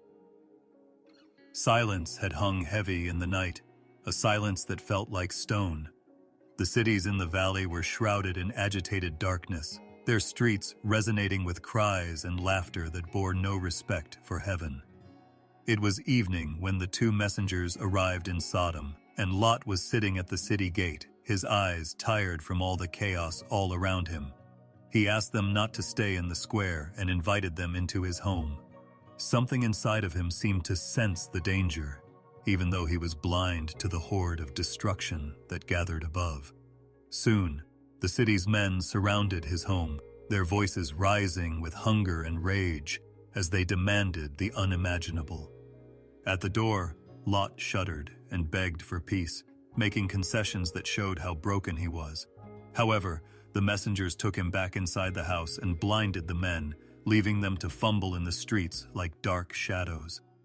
The messengers told Lot to gather his family as dawn stretched her pale hand across the hills. They spoke with urgency and firmness, but hesitancy held Lot and his family like stumbling chains. "Take your wife, your daughters, all who belong to you, and leave this place, for the Lord is about to destroy the city." The allure of Sodom seemed to have become ingrained in their very beings. When their own will failed, God's mercy propelled them forward, and the messengers took hold of their hands and dragged them toward the city's edge. "Get away for your lives. Never turn around and never pause in the middle of the plain. You will be carried away if you don't. Run to the mountains." Unable to handle the thought of the mountains, Lot begged once more. Mercy was shown to him when he pleaded for the little town of Zoar instead. However, the plains waited behind him, quivering with the heavenly fire. Then suddenly, fiercely and unstoppably, it arrived. Fire and blazing sulfur descended from the heavens, unleashing a torrent of divine wrath on the plains' cities. The lush valley that had formerly resembled God's garden was transformed into a furnace as the ground trembled and the air caught fire. Towers collapsed, walls came down, and the roar of devastation drowned out the cries. The horizon was blotted by smoke rising like the thick pillar of a funeral pyre, rivers hissing into steam, and green fields turning black. Lot and his family ran away, but his wife stumbled as they rushed across the desolate area. The order had been clear: don't turn around. The comforts and desires of the life she left behind, however, had entangled her heart. Her gaze clung to the flaming city as she turned, and she was suddenly ensnared by the condemnation she had attempted to avoid. Forever facing the ruins of Sodom, she stood motionless, her body carved into salt, a bleak monument to the desert wind. While the flames ate up everything in their path, Lot and his daughters continued on, grief and fear bearing down on him. Abraham got up early in the morning, high on the ridge above the valley. He stood where he had communicated with the Lord, where his supplications had spanned the gap between judgment and mercy like brittle bridges. His gaze scanned the horizon, and his breath was taken away from him by what he saw. The morning sky was swallowed by thick billows of smoke that rolled upward from the land like the smoke of a great furnace. Once glistening with life, the valley now writhed beneath a layer of ash. Abraham remained silent and trembling, the reverberation of his negotiations with God still weighing heavily on him. He had begged for forgiveness and for the sake of the righteous, but all he saw was destruction. He pondered Lot. He pondered whether his prayers had been heard and whether the merciful God had spared at least some of his kin. However, he only saw the sight of unimaginable destruction. No words reached him. With only the distant roar of still-burning fires breaking the stillness, the ground appeared to be in mourning. Abraham's heart was filled with grief, but it was also filled with the shuddering wonder of a man who had seen the Almighty's judgment. In that awful silence, he realized that justice and righteousness were not abstract concepts, but rather fierce, unwavering realities. Lot had seen the land that had once lured him in with its verdant valleys and cascading rivers. Corruption, cruelty, and violence had been concealed beneath its beauty, and now there was only smoldering ruin left.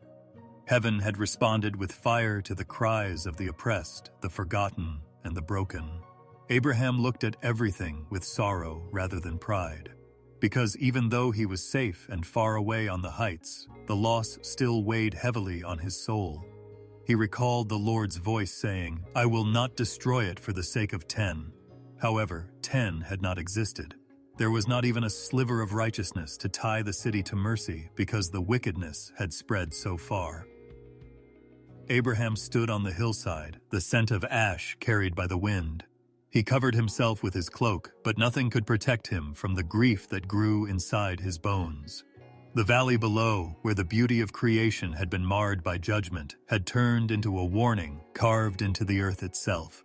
Abraham's heart, however, clung to the promise he had received beneath the stars despite the weight of that morning. Because the covenant persisted even though the valley burned. Even though the horizon was covered in smoke, God's voice was still with him. He remained motionless and silent.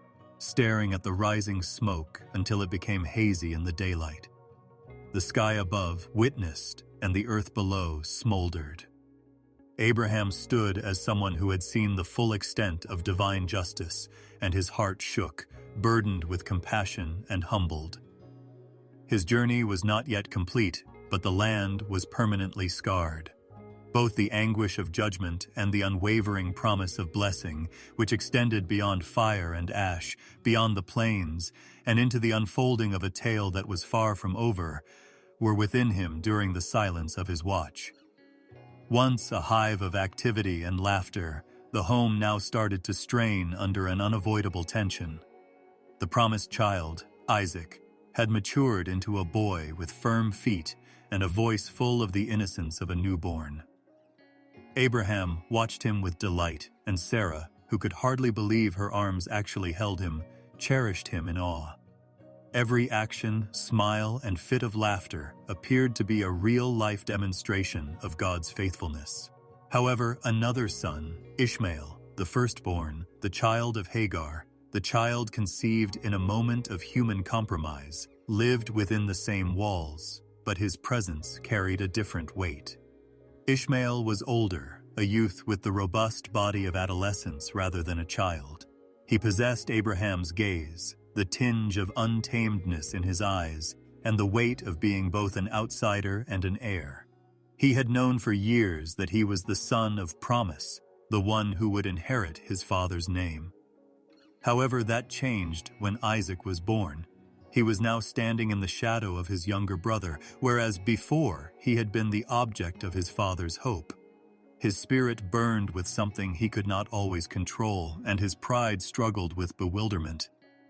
The storm that was brewing inside of him was exposed by the little gestures, the derisive laughter, and the piercing looks.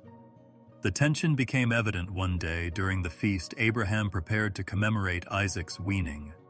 Visitors arrived, the home was alive with celebration, and the aroma of freshly baked bread and roasted meat filled the air as the songs rose. Children ran through the tents laughing, men raised their voices, and women clapped their hands. It was supposed to be a happy day, a celebration of the miracle that had occurred so late in life. However, Sarah's heart stopped when she saw a moment in the middle of the celebration. Standing apart, Ishmael regarded Isaac with derision rather than brotherly benevolence. Sarah's soul was pierced by the sting of his sharp laughter. She perceived not just a joke but a warning of trouble ahead, a grave danger to the child she cherished.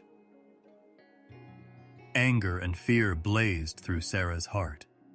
After years of waiting for Isaac, years of infertility, and the pain of embarrassment, she had at last experienced the joy of motherhood.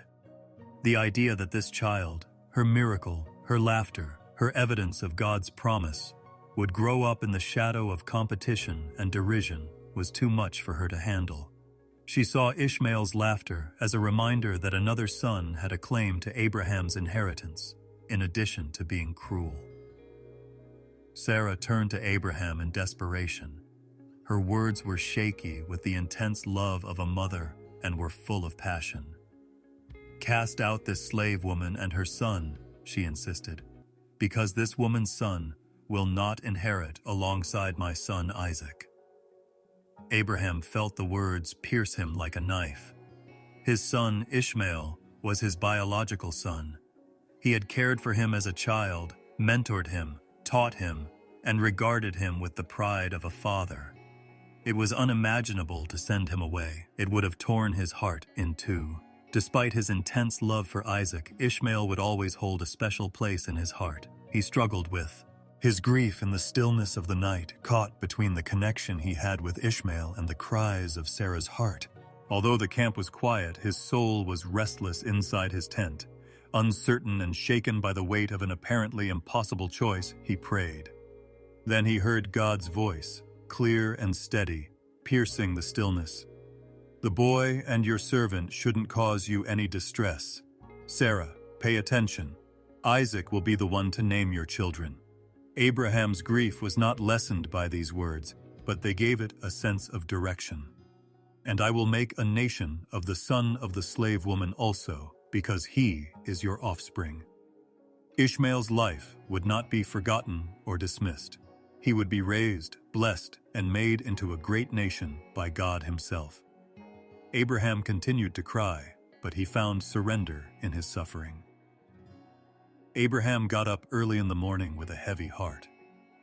He placed a skin of water and bread on Hagar's shoulder. His eyes scanned Ishmael's face as if to etch it into memory, and his hands lingered as he handed the boy over to her. Before such a separation, words seemed insignificant, but the silence between them conveyed more than words could. Hagar took her son's hand and turned toward the wilderness, her eyes sparkling and her spirit divided between grief and resentment. With their figures dwindling against the horizon as the sun rose, they left, leaving behind nothing but dust where a family had once stood. The land offered little in return, and the sun burned mercilessly in the harsh, unforgiving wilderness. The bread crumbled into memory, the water's skin became lighter every day, and Hagar felt the weight of hopelessness. Ishmael became tired, his lips cracked with thirst, his steps stuttering. When the water finally ran out, Hagar could take it no more. After placing her son under a bush to protect him from the sun's full glare, she moved away. "Let me not look upon the death of the child," she said, lifting it heavenward, her voice breaking into sobs. As she sobbed, her heart shattered with grief, her cries rising into the desert silence. Heaven, however, was not quiet. Hagar was in despair when the angel of God called to her from the sky. "Hagar, what is bothering you? Don't worry, God has heard the boy's voice from where he is." She opened her eyes to see a clear, life-giving well of water in front of her. "Raise him up, hold him fast with your hand, for I will make him into a great nation." She hurried over, filled the skin, and poured her son some water. His eyes opened, life returned to his body, and hope was rekindled. There was now hope for a future in the wilderness that had previously seemed to be death. Living in the wilderness of Paran, Ishmael developed into a strong, wild man who was proficient with a bow. Although he would not return to Abraham's tents, God's promise meant that his life would go on. Despite being separated from Isaac, his story would endure as nations would rise from him and kings would descend from his line. Sarah held her son in her arms, Abraham held him in his heart, and there was tension between the two sons that would last for generations. One carried the line of promise, the covenant, and the way that blessings would spread throughout the world. In another sense, the other bore the mark of divine promise, strength, and tenacity. In those days, there was happiness and sorrow in Abraham's tents. Under his mother's watchful gaze, Isaac played, his laughter resonating like a song of fulfillment. Ishmael, however, matured into a man somewhere in the wilderness, his heart bearing the memory of a mother's tears and a father's love, his spirit molded by survival. Despite the division of the household, God's hand was still in both. Even though Abraham's heart ached for the son he had sent away, he clung to the covenant that still directed his actions and the words spoken under the stars. Believing that both sons would live within the grand plan that spanned time in ways he could not see, before her lay the desert, a vast sea of stone and sand that seemed intent on engulfing body and soul. Hagar walked under the sun's rays, her lips dry and her feet blistered, her heart weighing down on the fear of a mother and the sting of rejection. She had previously fled into the wilderness to carry her grief when Sarah's hand had been too harsh on her, so she was familiar with it. However, she had encountered mercy close to a spring. She now walked once more, but this time she was a woman exiled, carrying Abraham's son, whom she had borne at Sarah's request, but was now shunned because of, rather than a servant running from her mistress. Beside her, Ishmael staggered, his young body weak from thirst. He was robust for his age, but he was weakened by the heat and lack of water. His breathing was shallow, his eyes searching the horizon for something that would not appear, and each step felt heavier than the one before. The last crumbs of bread were gone, and the skin of water that Abraham had given them had long since been drained. Hagar's strength faltered as she attempted to lead him on, but the desert offered him no solace, shade, or respite. Her son's ragged breathing was the only sound to break the stillness of the wilderness that pressed down on her. Ishmael was finally unable to continue. The branches of a small bush provided the smallest shade from the blazing sun as he fell beneath it. Heartbroken, Hagar could not bear to see him suffer. She moved away, her body shaking with sorrow, and sat far away as if she couldn't stand to watch her child slowly fade. She raised her voice and cried, her tears echoing through the arid atmosphere. She thought about how cruel her circumstances were. She had given Abraham a son by obeying Sarah, and as a result, she was rejected. She had faithfully followed a prescribed path, only to find herself stranded in the middle of Ni. Aware with death staring her in the face, she shed a lot of tears, but they were insufficient to quench her son's thirst. Too weak to stand, the boy let out a cry in his own voice that was more painful than her own tears. Heaven heard his silent prayer. God had not turned his face away, even though Hagar had succumbed to despair. A voice, gentle yet firm, bearing the weight of divine assurance, pierced the silence from above. Hagar, what is bothering you? These words sliced through her grief like cool water on dry lips. Be at ease, for God has heard the boy's voice where he is. She raised her head in amazement that her son's tremulous cries had reached the heavenly throne and that her tears had not gone unnoticed. The Lord's angel was standing close to her, shining brightly, compassionate rather than stern or condemning. He spoke once more, his words full of assurance and promise. Hagar's trembling subsided as her despair lifted like a veil being pulled away. Rise, lift up the boy, and hold him fast with your hand, for I will make him into a great nation. Since she had heard similar words before, the promise filled her heart with hope. She had encountered an angel by a spring on the way to Shur years prior, when she had been running from Sarah's fury. She had been informed there that her son would be named Ishmael, which means God hears, and that his life would be characterized by strength, independence, and destiny, rather than being engulfed in silence. She was reminded once more, in the midst of her greatest need, that the all-seeing God had not forgotten her or the boy who bore his name. When her grief-clouded eyes were opened, she saw something she had never seen before, a cool, clear well of water that shimmered like a gift that had been kept hidden until the right time. She hurried to it, soaked the skin with clean water, and then hurried back to her son. She gently raised his head and pressed the water to his lips. Ishmael took a deep breath, feeling life return to him. His body awoke with strength, and his eyes widened with new vitality. Through God's mercy, the desert that had previously seemed to be a place of death was now a place of restoration. That promise shadowed Hagar and Ishmael's lives ever since. The harshness of the land molded the boy's spirit as he grew in the wilderness, learning survival skills and strengthening his arms with the bow.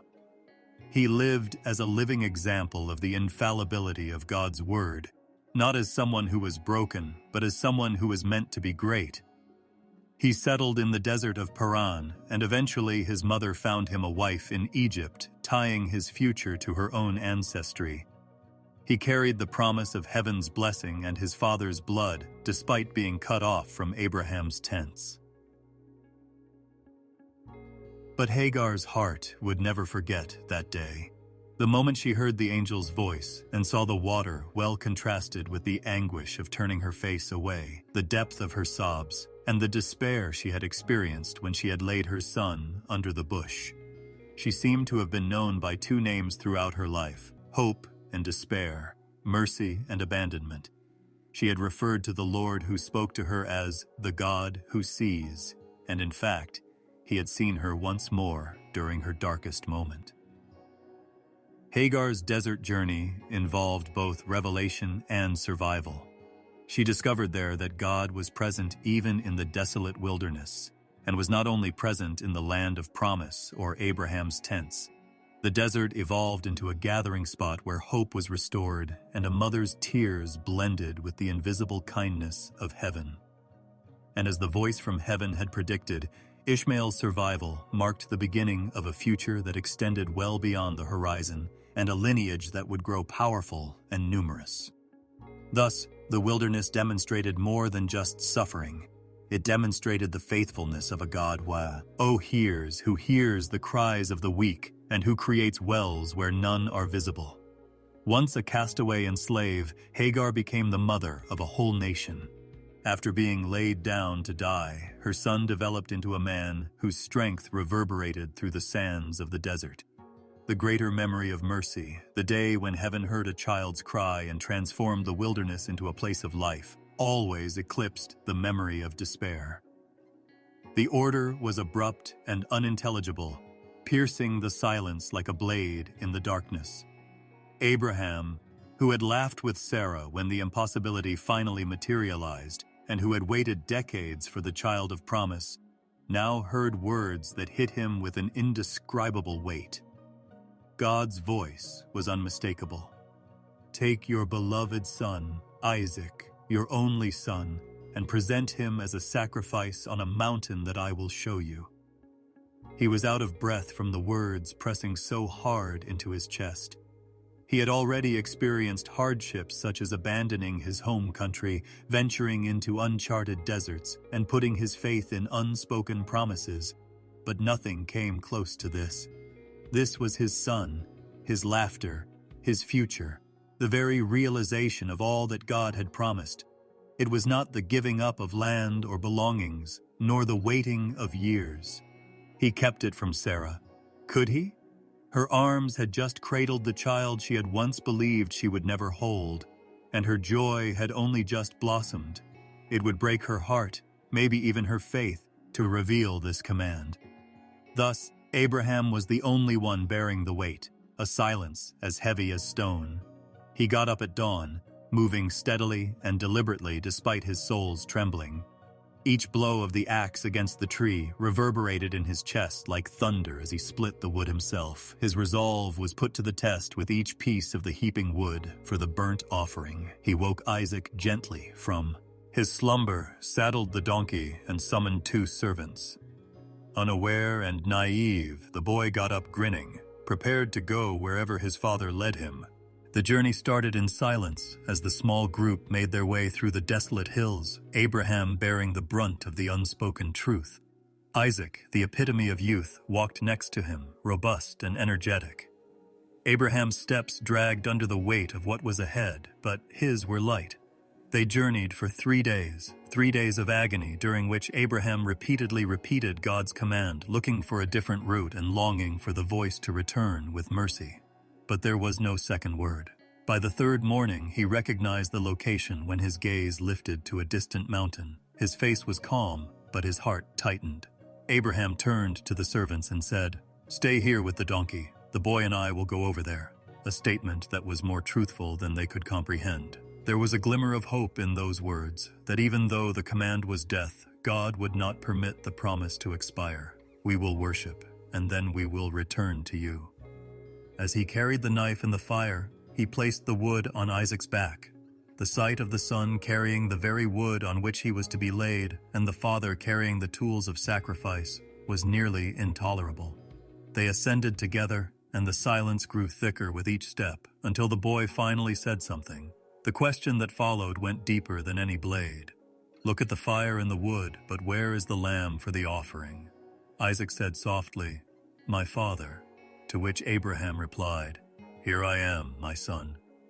Abraham's voice did not waver, even though his throat constricted. His response, "God himself will provide the lamb for the offering, my son," was both a prayer and an answer, both truth and fervent hope, as he gazed at his son with innocence in his eyes. When they arrived, Abraham started working with shaky hands. Stone by stone, he constructed the altar slowly, as if waiting would call for divine help. After meticulously arranging the wood, the time arrived that he had dreaded with each step. He turned to face Isaac, his cherished child, whose name meant joy, and who had laughed in Sarah's arms. Scripture doesn't describe Isaac's resistance in detail.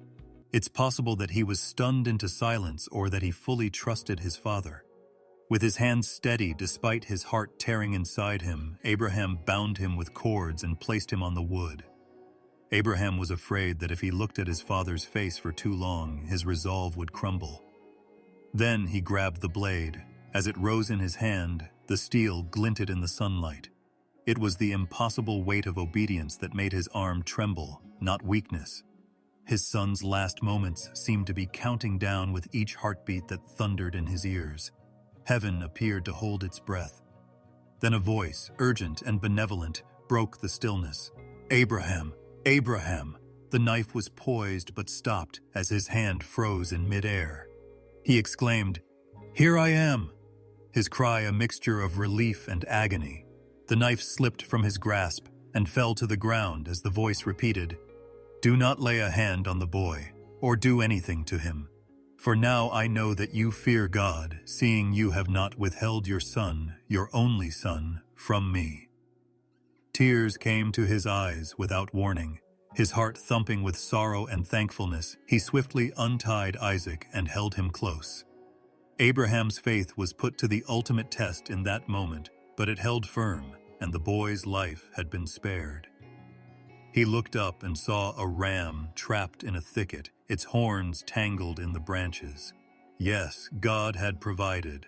In lieu of his son, Abraham offered the ram, and the smoke from the sacrifice rose into the clear sky. Abraham gave the location the name, "The Lord Will Provide," and the altar that might have served as Isaac's tomb was transformed into a monument of mercy. His words were more than just a name.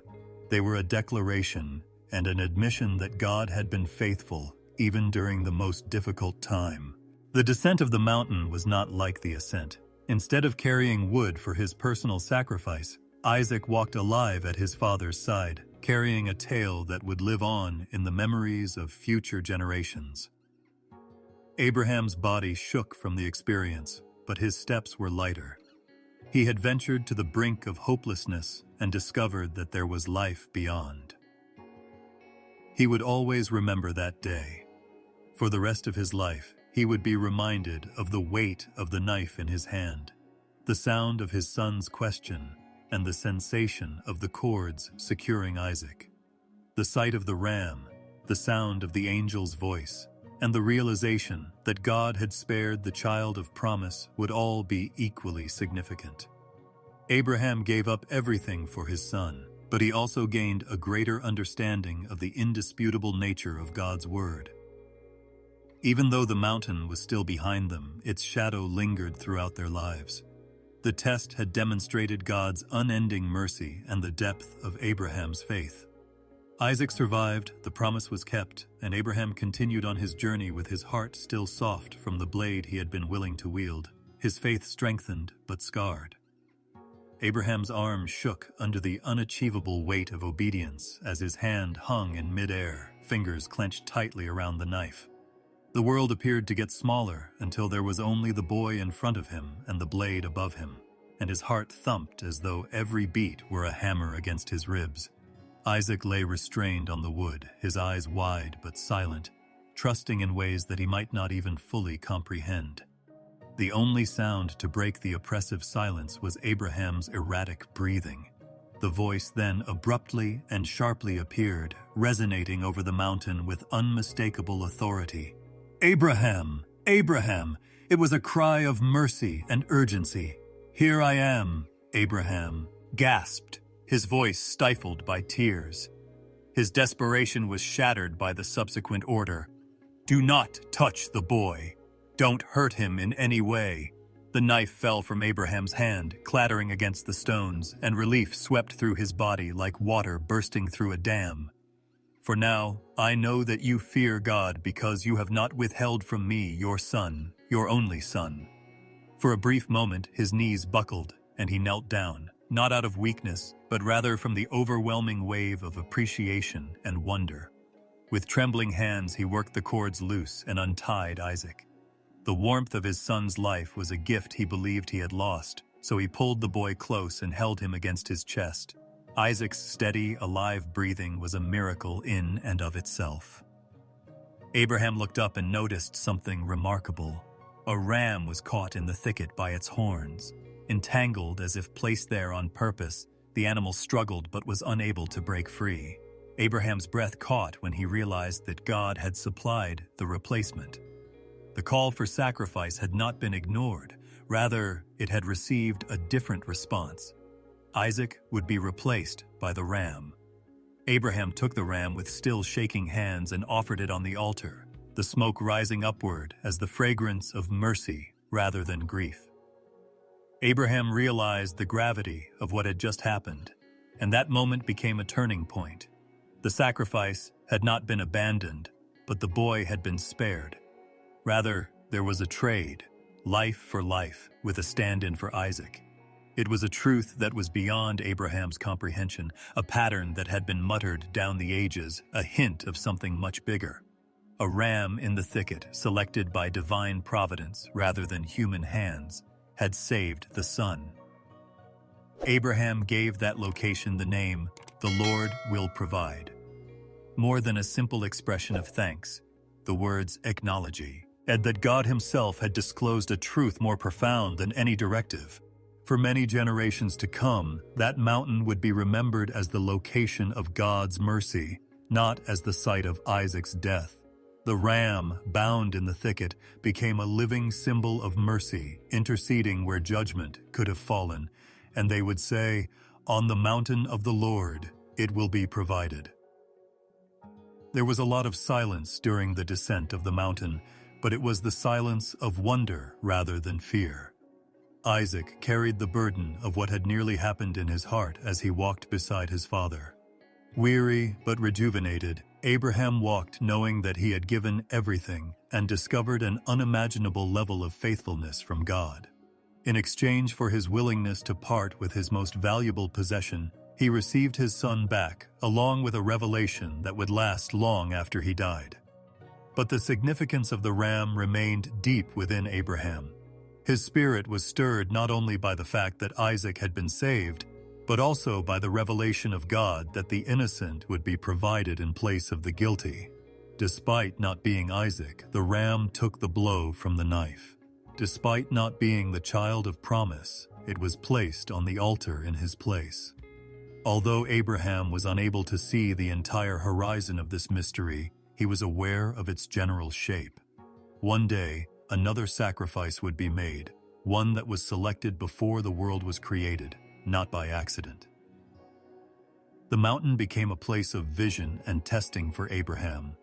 He had descended it with revelation and climbed it in despair.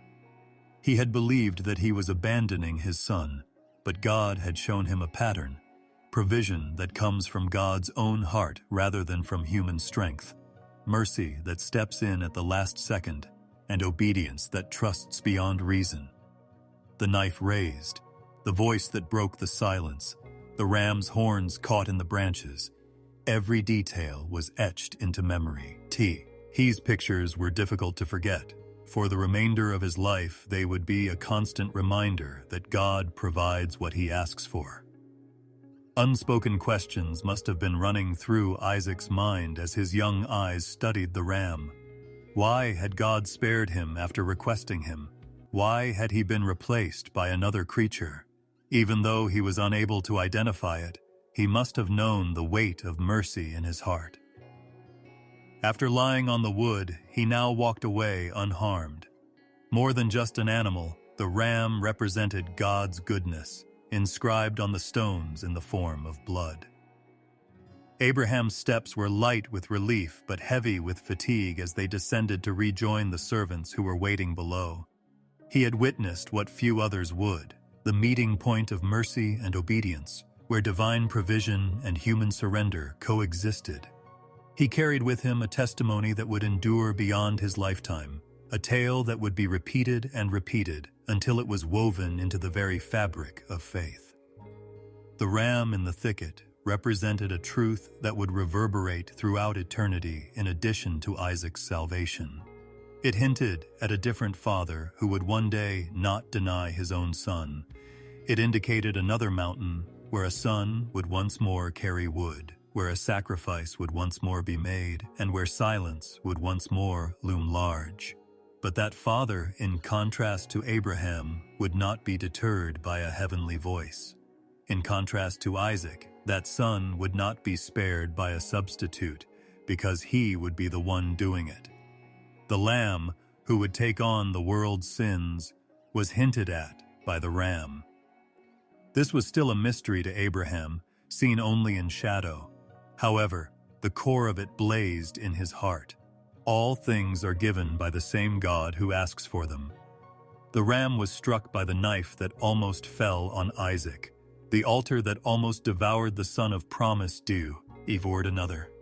Abraham left with a faith that now included trust in God's provisional heart, rather than just a promise. Behind them, the mountain stood as a silent witness, its thicket still displaying the scars from the ram's struggle and its stones still darkened by the sacrifice ashes. That location was no longer just a testing ground. It was a place of worship, where God's mercy had penetrated human despair and heaven had touched earth. Every time Abraham looked at Isaac during his lifetime, he saw not only his son, but also the grace of God that had restored him. Abraham's life after the mountain of testing was characterized by more subdued movements, a journey molded by endurance, devotion, and the steady cadence of everyday life, rather than by spectacular feats of strength or victorious triumphs. Since he was still a nomad and lived in promised but unpossessed lands, his tent was never permanently set up. Every time he moved, he brought with him the memory of the voice that had summoned him from his father's home, the vow made under the stars, and the lessons discovered on high ridges where mercy and obedience had collided. As he traveled across plains, through valleys, and close to the wells where life was drew from the earth, these memories supported him like invisible pillars. Finding water in a place where dryness frequently pressed hard against the skin, securing flocks, and pitching tents were all part of the survival tasks that came with every new settlement. The first task, however, was rarely feasible for Abraham. Building an altar was his first action when he arrived somewhere new, not digging a well or staking a tent's corners. Stones picked up from the ground became a symbol of faith, a testament to both his existence and the God who led him. Abraham would kneel in front of those stones and raise his heart in the stillness of the morning or the stillness of the evening when the campfires were fading and his household's voices were becoming softer. Each sacrifice made, there was an expression of trust that his life was obligated to promises greater than the land beneath his feet, and they were more about relationships than ritual. The altars accompanied him on his journey in silence. The stones were still there long after he had left, whispering to the wind and the sand of the faith of one who had gone by. They might have appeared as a collection of rocks to the uninformed traveler, but Abraham saw them as holy markers. In one, he had bowed low in thanksgiving for unmerited blessings. In another, he had sought strength in uncertainty, and in still another, he had thanked God for protection. They served as a reminder that, despite leading a nomadic life, there was a center that kept his steps in line with something timeless. The routine activities of a nomadic lifestyle occupied the time between altars.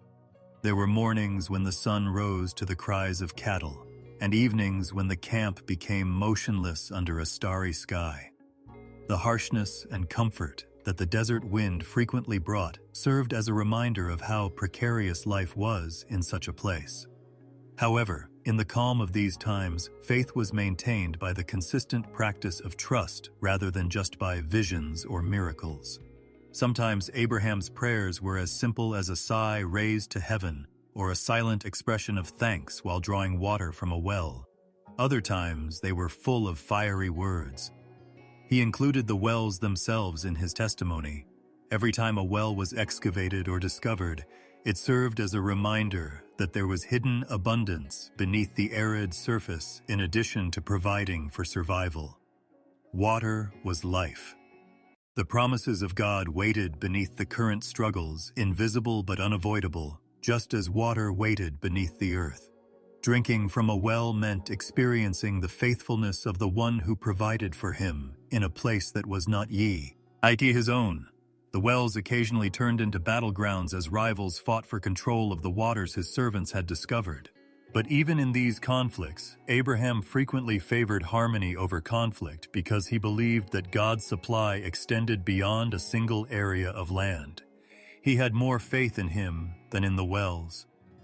The meticulous stacking of stones into altars, the bowed figure in prayer, the disputes resolved amicably rather than violently, and the wells that appeared to be gifts from the earth must have all been images Isaac carried with him as he watched his father travel from place to place. These instances may have been the most authentic inheritance for a boy maturing into a man. Faith lived in both small acts of trust and great trials. Even in the absence of a significant event, the rhythm of altars and wells represented a life fully devoted to God. Abraham must have felt the pressure of waiting. His tent remained a temporary shelter rather than a permanent residence. The land promised to him was still inhabited by others, and the promise of descendants as numerous as the stars was still gradually coming to pass. However, the act of waiting itself became sacred since it forced him to rely on what God's voice said rather than what he could physically hold in his hands. Every altar served as a reminder that despite his unfamiliarity, he was never left behind. Every well reminded him that life flowed just below the dry surface. Just as important as the thunder of divine encounters were the silent times of prayer. During these times, there were no voices yelling from the heavens or visions of fire-devouring sacrifices, but the very silence was alive with presence. Abraham would find comfort in the knowledge that the same God who put those lights in the sky also had his future safe. Even as the stars stretched across the sky like innumerable witnesses in the stillness of the night, prayer was more about fellowship and walking with God in silence than it was about finding answers. He was not without fatigue in his faith. There were days when the strains of running a household weighed heavily on him, when his body hurt from travel, and when arguments with neighbors wore at his soul. But faith became most real in those very moments. It was a lamp that glowed softly in the darkness, leading him one step at a time, rather than a banner raised for admiration. Faith was not always a journey of big leaps, but of innumerable little steps, each one taken with faith. The terrain he traversed was both beautiful and difficult. The valleys provided shade and grazing, the hills rolled under boundless skies, and the desolate areas served as a reminder of his reliance on mercy. The question of provision was present at every sunrise, and the solution was present at every sunset. Abraham gradually came to understand that faith was more about walking than it was about possessing, about having faith in the one who led rather than in the outcome. From the outside, Abraham's life might have appeared unstable to onlookers, as a man who moved constantly without ever settling down. For Abraham, however, the wells and altars spoke a different tale. They showed a life rooted in something invisible rather than rootless, one that traveled under the steady hand of promise rather than aimlessly. His trust was permanent, even though his tent stakes were only temporary. Abraham maintained this pattern into old age, even as his strength diminished and his gait slowed. Everywhere he went, wells were dug, stones were collected, and prayers were said. These deeds, though insignificant to the outside world, were the real testament to his faith. They talked about a God who was in the everyday, who gave strength in the waiting and water in the desert. They told of a man who chose to worship in the midst of everyday life, despite being put to the test in the furnace of obedience. Abraham's journey's altars and wells served as both tangible locations and spiritual teachings. They muttered that consistent devotion during the invisible hours is what sustains faith, not just spectacular moments of adversity or triumph. They spoke of a God who walks with his people not only on the top of mountains, but also by the side of valley wells, and not only in thunder, but also in quiet voices. Abraham's wanderings were therefore never in vain, because each step became a part of the tale of trust, and each altar served as a reminder that the Lord who called him was always dependable. The years had been long, with meandering paths, innumerable sunrises over tents set up in odd locations, and nights spent beneath an apparently limitless sky. Sarah had been by Abraham's side the entire time, sharing in his hopes, hardships, and the weight of promises that occasionally seemed far away. She had accompanied him through the comforts of her father's house, the harsh winds of deserts, the uncertainty of unfamiliar places, and the joy and grief of being both infertile and then miraculously pregnant. Not only did her journey come to an end when it was time for her to rest, but Abraham was also shaken with grief as a chapter in his life came to an end. When Sarah's breath finally stopped, the tent was quieter than usual. Outside, servants whispered so as not to disturb the silence of death that had taken hold inside. Abraham stood close to her, staring at the face that had accompanied him through decades of doubt. Under the oaks of Mamre, she had welcomed strangers, shared in the call that drew them away from Ur, and laughed incredulously when told she would have a child in her old age. Every aspect of his life had been interwoven with hers, but now the thread was severed.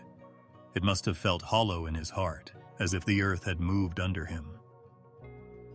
Abraham was grieving over the death of a witness to his journey in addition to the loss of his wife. Before the son was born, before the covenant was blood-sealed, and before the promises were made, Sarah had known him. She had shared his doubts and beliefs, supported him through his setbacks, and rejoiced in his successes. He lost the only person who had supported him during the entire pilgrimage when he lost her. The years of wandering never felt as heavy as the silence of her absence. Torn between sadness and the urge to do something, he got up from her side. Abraham was aware that he would never be able to permanently own the land he lived on, and that death in a foreign land came with the practical burden of burial. The land was not yet his by right, even though it had been promised to him and his descendants. He would have to buy a place to bury Sarah. In order to communicate with the sons of Heth, who controlled the territory surrounding Hebron, he left the tent of mourning. Even in his sorrow, Abraham bowed before them. He made his request for a gravesite as a stranger looking for kindness in a land that had not yet been granted, not as someone demanding what was rightfully his. Even though his heart was heavy, his words were dignified. He needed a place to bury his dead out of sight, a place of rest fit for the woman who had supported him through it all. His stature was acknowledged by the men of the land. Even though he was still an outsider, they referred to him as a powerful prince among them.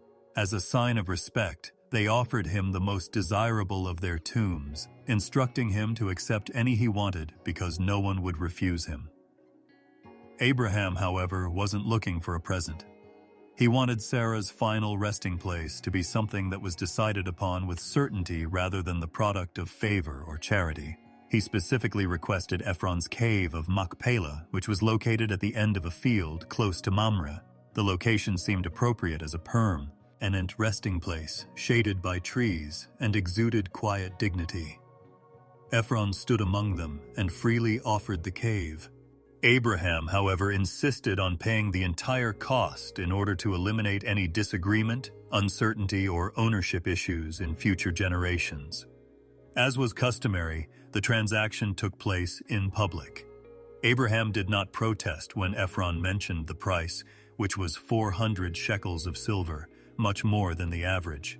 His honor forbade him from undervaluing Sarah's grave, and his grief left no room for bargaining. The field with its cave became his property after he weighed out the silver in full in front of everyone seated at the city gate. Abraham now had a piece of the land that God had promised him for the first time, not a kingdom or a vast inheritance, but a place to be buried. Although the covenant was still in the future, both the promise and the suffering were fulfilled in that cave.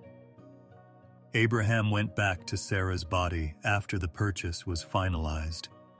As her body was being carried to the Machpelah cave, the family and servants must have assembled. She was buried there in the silence of the earth. The cave evolved from a place of rock and dirt to a symbol of waiting, love, and faith. Sarah's body rested in a place that her descendants would eventually fully own, and she silently testified to God's faithfulness as he saw her through years of infertility, laughter, and now eternal rest. Abraham must have felt the weight of his grief as he stood at the tomb's entrance. Even though he had built altars, dug wells, conversed with kings, and reared a son in his later years, none of those experiences could make him immune to the pain of saying goodbye.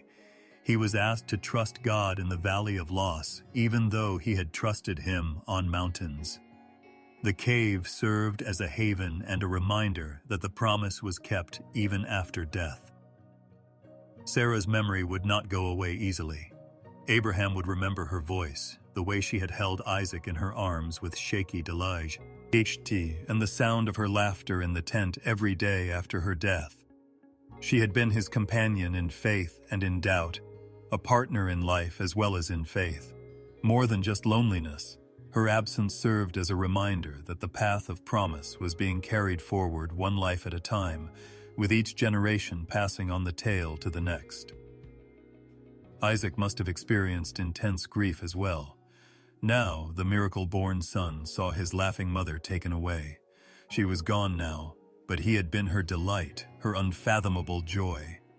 For Isaac, the cave in Machpelah became more than just a grave. It became a reminder that the same God who bestows life also has the power to take it away. Once more discovering that faith can sometimes be carried in silence. The boy who had once asked his father where the lamb for the sacrifice was, now stood with his father at his mother's grave. Abraham's love for Sarah grew stronger as a result of his grief, not lessened by her death. He thought of her every time he turned to face the cave, as well as the life they had led together and the journey they had taken. Despite their mistakes and hardships, their story was united by perseverance and hope. Sarah was a part of that story even while she was sleeping. Purchased with tears and silver, the Machpelah cave would serve as the family's final resting place for many generations. In due time, Abraham would be laid there, followed by Isaac and Jacob. For the descendants that followed, what started as a husband's act of love for his wife turned into a monument of faith. The cave served as a silent reminder that even after people who initially believed in God's promises return to the earth, they still hold true. Abraham became acutely aware of life's frailty after losing Sarah, and as Isaac grew older, his thoughts shifted to the future. The line of his son would fulfill the covenant that God had made with him, not just wealth or land.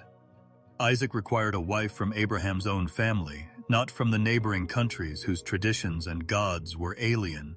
Abraham's faith was once more put to the test in this situation, not by the roar of revelation or the flaming of sacrifice, but by the silent confidence that God would direct another's steps to ensure the way forward. Abraham summoned his oldest and most reliable servant, who had long run his household. Abraham entrusted the delicate task of finding Isaac a bride to this wise and devoted man. The weight of a father's heart was in their conversation. Abraham swore solemnly that Isaac could not marry a Canaanite, forcing the servant to place his hand beneath his thigh. Rather, the servant was supposed to travel to Abraham's family's homeland of Mesopotamia and return with a wife for Isaac. Abraham believed that the same God who had called him from his homeland would send his angel before the servant to ensure success, so it was not a chance errand, but one of faith. Despite his obedience, the servant asked a question that made clear how big the task was. What if he didn't return with the woman? Then, should he bring Isaac to the land that Abraham had abandoned? Abraham, however, responded firmly. Since the covenant was linked to the land where they currently resided, Isaac was not allowed to go back there. It was to be a journey of trust, not compromise, for the servant. Thus, bearing the future of Isaac's line and his master's hope, he set out across the vast distances with camels loaded and presents ready. Under the scorching sun and the refreshing glimmer of desert evenings, the road must have been quite lengthy. The servant would have had plenty of time to think things through, pray in private, and question how he could possibly be responsible for such a huge task. However, he carried with him Abraham's assurance that God would lead him, and he knew that the time for testing was drawing near as he got closer to the city of Nahor. When he got there, it was evening. 10 women went outside to get water from the well. The camels knelt in fatigue, their sides heaving as they rested, and dust from the trip clung to his clothing. The servant prayed while standing by the well. His words, which came from a heart that wanted to please both his master and the God of heaven, were straightforward but sincere. He asked for kindness and clarity instead of a vision in the sky or a sign of thunder. He prayed, "Let the young woman who comes to fetch water offer to water my camels in addition to giving me a drink. This will allow me to know that you have been kind to my master." It was a humble and trusting prayer because he was looking for a generous heart and a kind spirit rather than wealth or beauty on the outside. A young woman came up before he could finish the sentence. Carrying a pitcher on her shoulder, she moved with the effortless elegance of someone used to working. Although the servant was unaware of it at the time, her name was Rebekah, and she was the granddaughter of Abraham's brother, Nahor. With silent awe, the scene came to life. The servant hurried over to greet her and requested a small amount of water. Rebekah lowered the pitcher and poured him a drink without hesitation. She then volunteered to fetch water for the camels until they had consumed it without being asked. Her words must have sounded like a divine response to his heart. 10 people were kneeling there because watering a single camel was no easy task.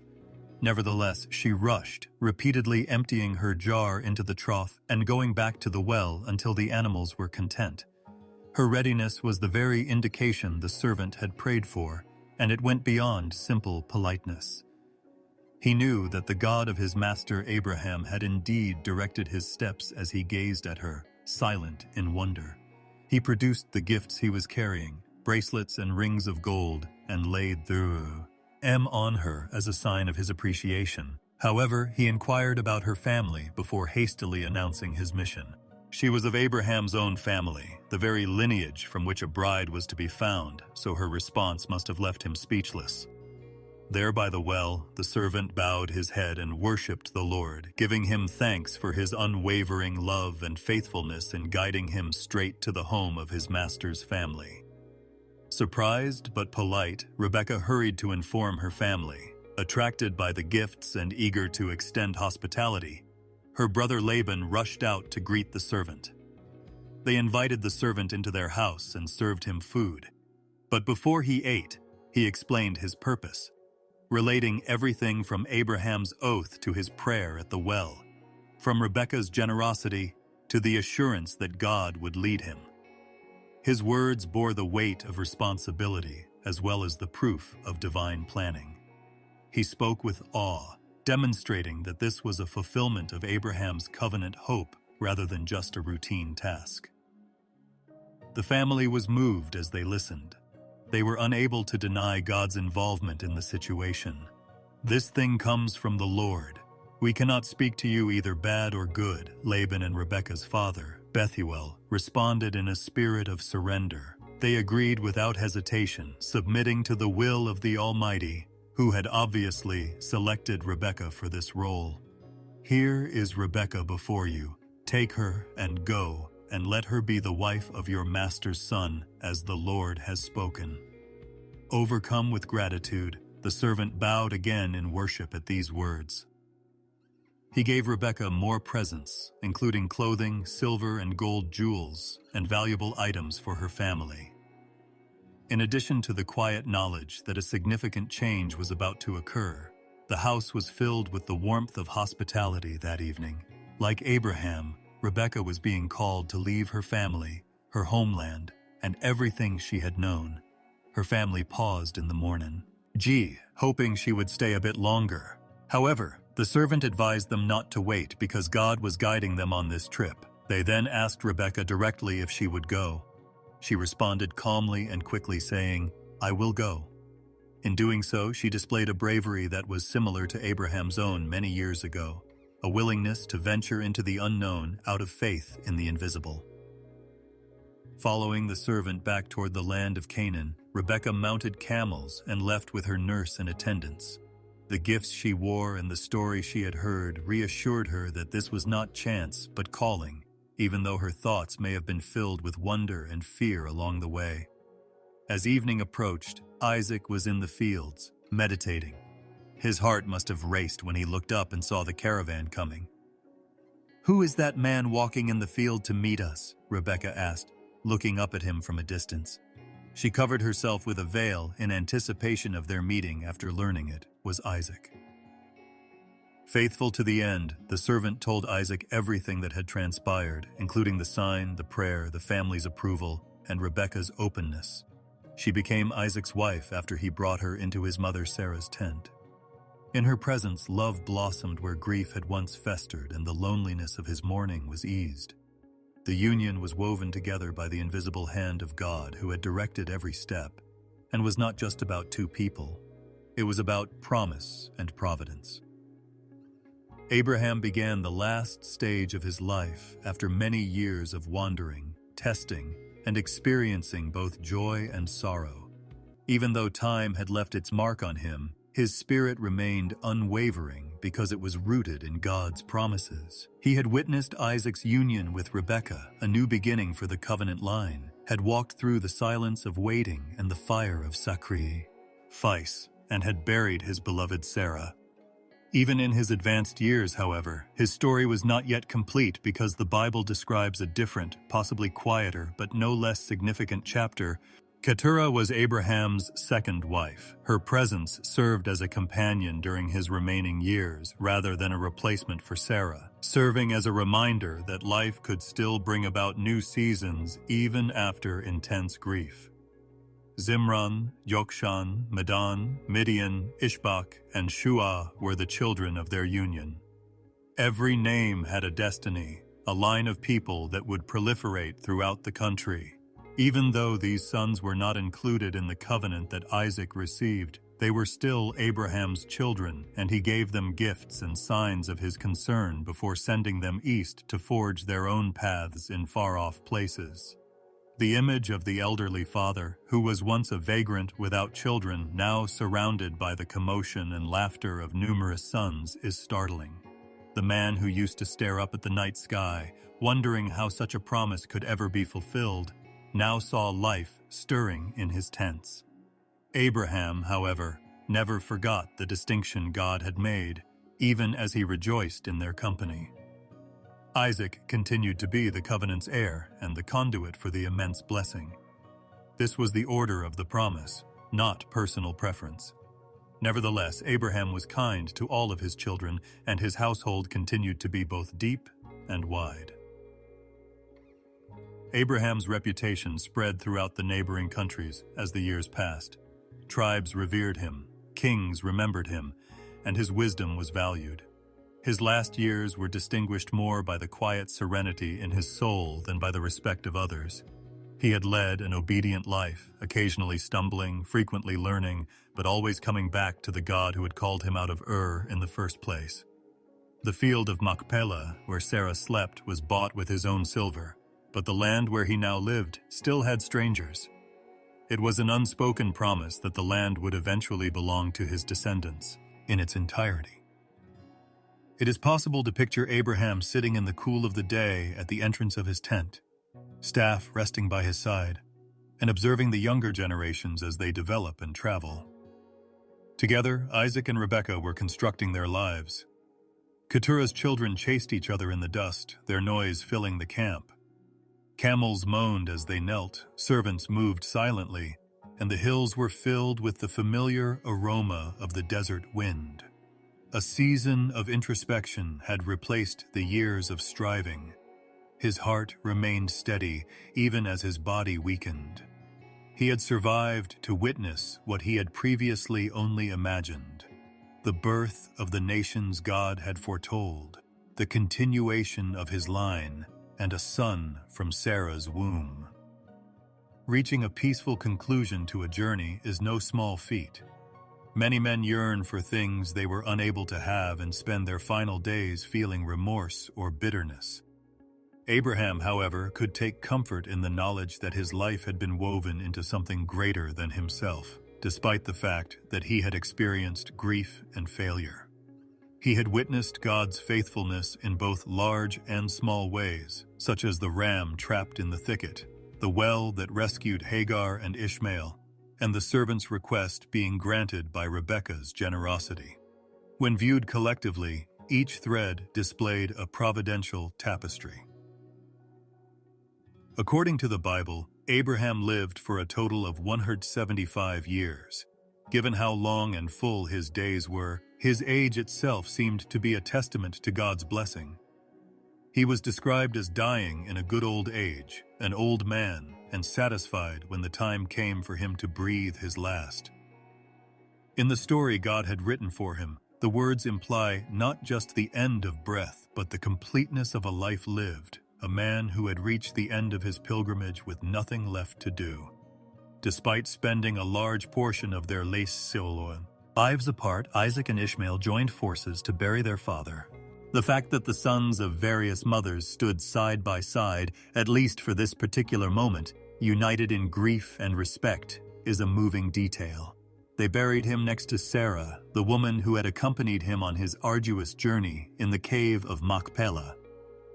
Abraham's earthly tale came to an end there, in that peaceful resting place amidst the Mamre trees. He was remembered as a friend of God, someone who believed despite all odds, and whose faith was regarded as righteousness, rather than as a king of armies.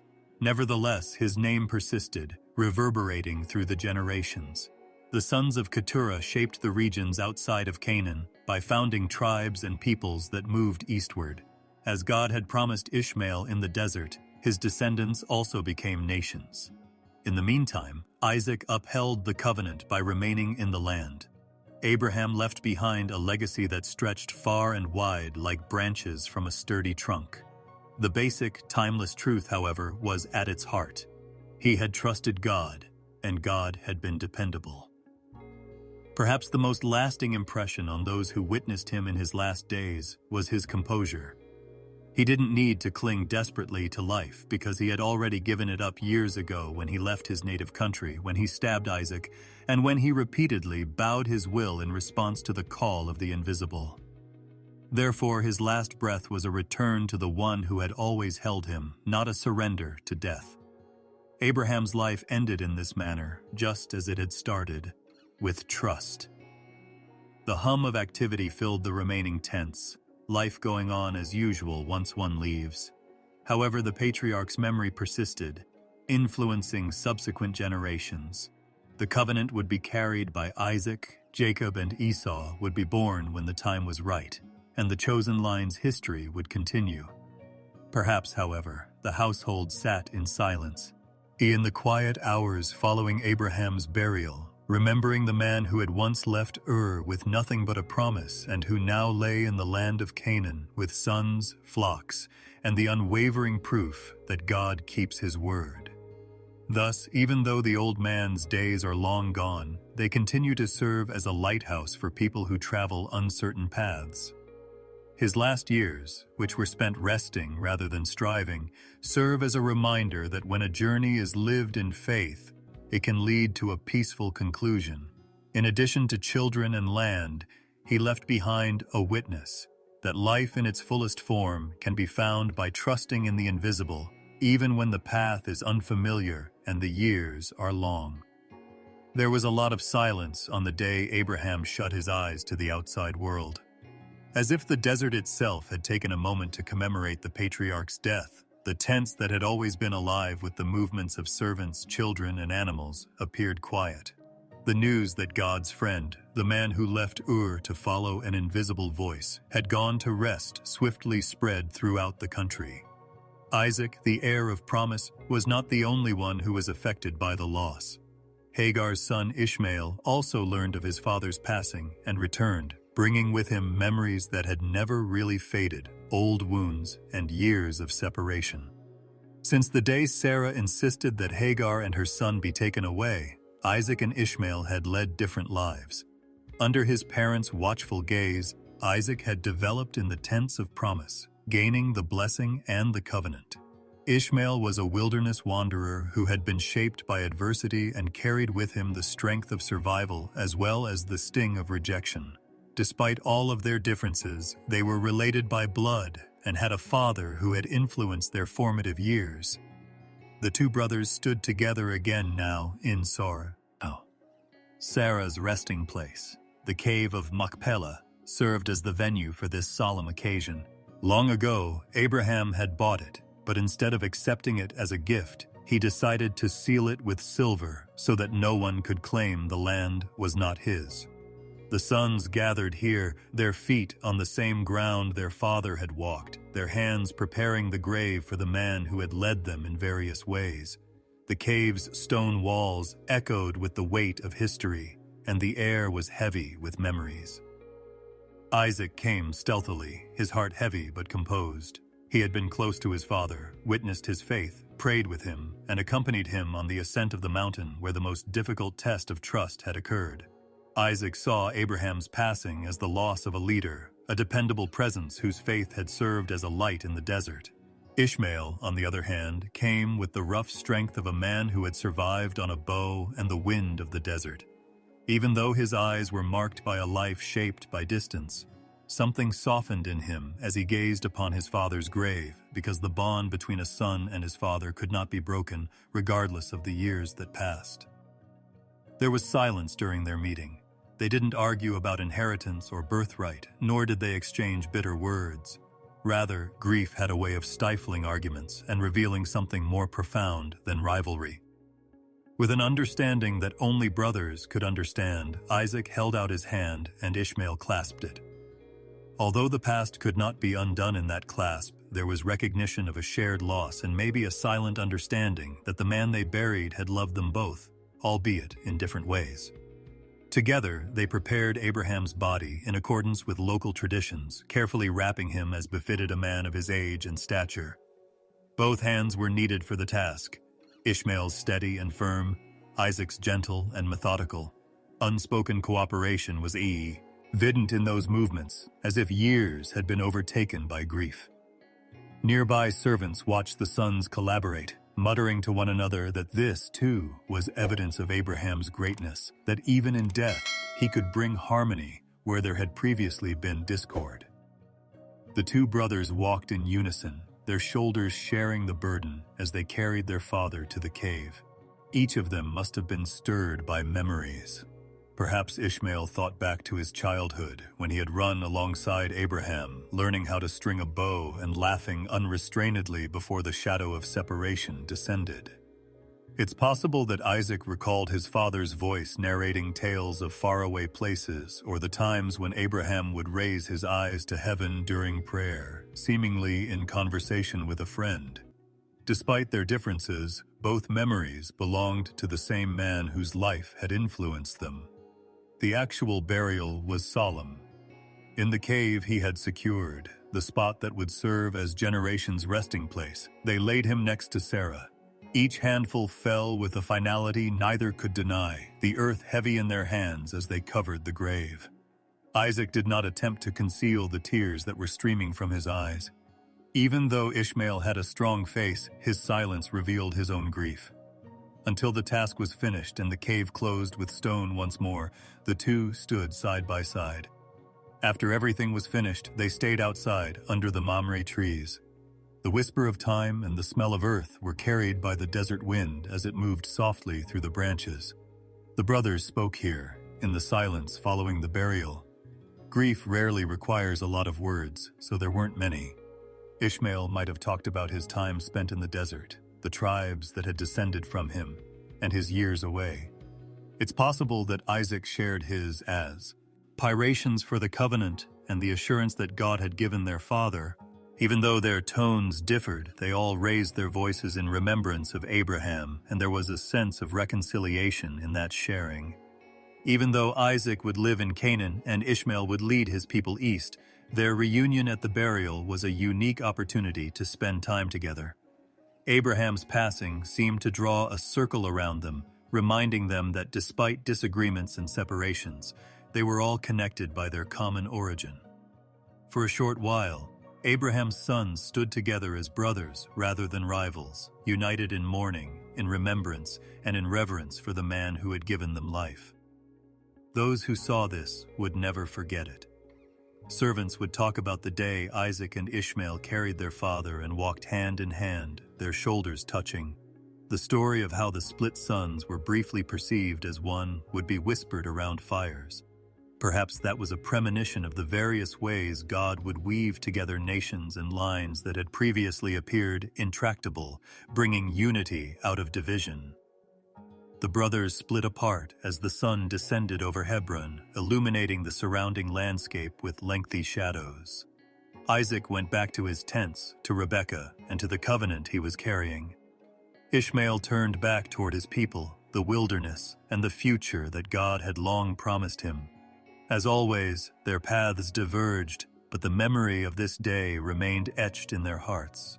For a brief moment, they had experienced what it was like to be genuinely brothers once more as they stood side by side, remembering their father's faith and burying him.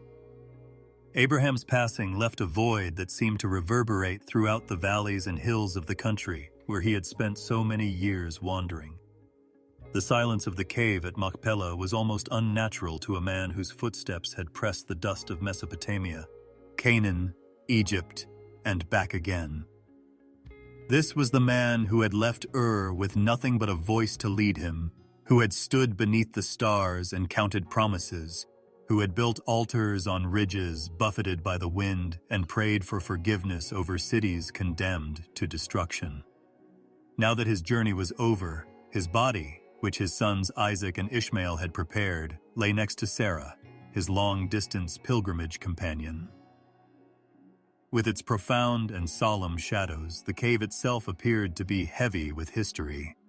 Abraham had carefully considered his options and insisted on paying the full price to ensure that it would be unquestionably his. The silver he had weighed in front of Ephron's people was more than just a transaction. It was a declaration that this land, which God had promised, would contain both his life and his death. Sarah was already sleeping inside those stone walls when Abraham was brought to join her. Even in death, the bond of their lives, one filled with tears, laughter, and faith, would endure. His body was respectfully carried into the tomb. While servants walked silently, their footsteps muffled, Isaac and Ishmael walked side by side, their sorrows blending with the responsibility. The delicate thread of solemnity that hung in the air would have been broken by words, so none were spoken. Unspoken but profoundly meaningful, the silence itself was a form of prayer. All of creation seemed to pause for a moment in remembrance of the man who had trusted God beyond reason and gone farther than most would venture. The finality hit hard when the stone was rolled to seal the cave. The sound of stone on stone reverberated, piercing the hearts of those in the vicinity. For Isaac, it was the loss of a father whose hand had led him, whose faith had carried them up the mountain and back, and whose shadow had always been close by. Ishmael was saying goodbye to a father he had loved from a distance, whose absence had been felt more than his presence. For the servants, it was the death of a master whose tents had been brimming with authority and charity. For the land itself, it marked the close of a chapter in the history of God's promise and the end of an era. Memories pressed in like waves as they stood in front of the sealed cave. Isaac might have recalled the silent power of his father and the long evenings when Abraham raised his gaze to the sky and spoke in a whisper to the God he called his friend. It's possible that he remembered the trip to Moriah, the firewood he carried, his father's quiet, and the ram that had replaced him. Ishmael might have recalled play and laughter as a child before the hurt of being parted from Abraham, and maybe even the gentleness of Abraham's hand on his shoulder during infrequent affectionate moments. Various memories, but all connected to the same man who is now at rest in stone. The silence dragged on, heavy with weight rather than emptiness. It was the stillness that results from a great life coming to an end and leaving only legacy and memory. There were no declarations or songs sung. The wind blew softly through the trees, carrying the silent recognition of Abraham's death, and the desert itself seemed to absorb the moment. The man who had started out as a nomad had ended up becoming the father of nations, so there was a sense of both sadness and wonder in the silence. The people hovered around the grave. In hushed tones, servants related tales of Abraham's generosity and fortitude, including instances in which he had fought for them, lifted burdens with his own hands, or interceded on their behalf. Others stood silently, absorbed in their thoughts, knowing that they would never again see the man who had spoken to kings, who had prayed to God for cities that would burn, who had welcomed angels into his tent. The gap he left seemed as big as his presence, which had loomed large. Standing together in front of the cave's sealed entrance, Isaac and Ishmael were the ones who stayed the longest. They did not quickly part, but they also did not embrace. Together, their silence served as a sort of unspoken but understood reconciliation. Even though their futures were on different paths, Abraham's death had served as a reminder of what held them together. For the time being, their rivalry was halted by the certainty of death, and they were both sons grieving for a single father. The shadows grew longer over the Mamre fields as evening descended. The graveyard was peaceful, with the stone cave containing the foundation of a family tomb that would eventually house the remains of both patriarchs and matriarchs. The land itself appeared to be marked by the silent tenacity of faith rather than by majesty or monuments. Because Abraham did not construct a palace or leave stone walls behind. Instead, he had left behind a covenant, a promise that his children would carry on, and a faith that would endure beyond his lifetime and reverberate through the ages. Even though it was a heavy ending, the silence was not meaningless. It was the quiet of sown seeds, of promises awaiting fulfillment, of trust in God's invisible hand. As if reluctant to disturb the silence, those who left the cave that day did so slowly and softly. Even though Abraham was no longer with us, his story was not yet complete, so the air carried the weight of both goodbye and continuation. The silence wasn't one of nothingness. Rather, it was the beginning of something bigger than what was yet visible. The man who had once raised his eyes to count the stars was now sleeping beneath them in the cave of Machpelah, his body resting in the land of promise, his faith remaining alive in the hearts of those who followed him. The quiet conclusion was characterized by the profound silence that only occurs when a life of faith has come to an end and is resting in the mystery of God's keeping rather than by victory or sound. At Machpelah, buried beneath the stones of that old cave, the story of Abraham did not come to an end. His legacy rippled through generations and shaped nations, even though his body lay in the soil of Hebron. In the lives of his children and their offspring, what he had started in silent obedience beneath the stars kept going forward. Along with the flocks, tents, and wells, Isaac also inherited the covenant and promise that united heaven and earth. With his lineage branching into peoples who would live in cities and deserts and carry their own tale of divine blessings, Ishmael also bore the imprint of his father's life. In addition to those closest to his lineage, Abraham's name would live on in the hearts and minds of innumerable people who would eventually claim him as their father in faith. Isaac's life had a more subdued cadence, molded more by perseverance than by conquest.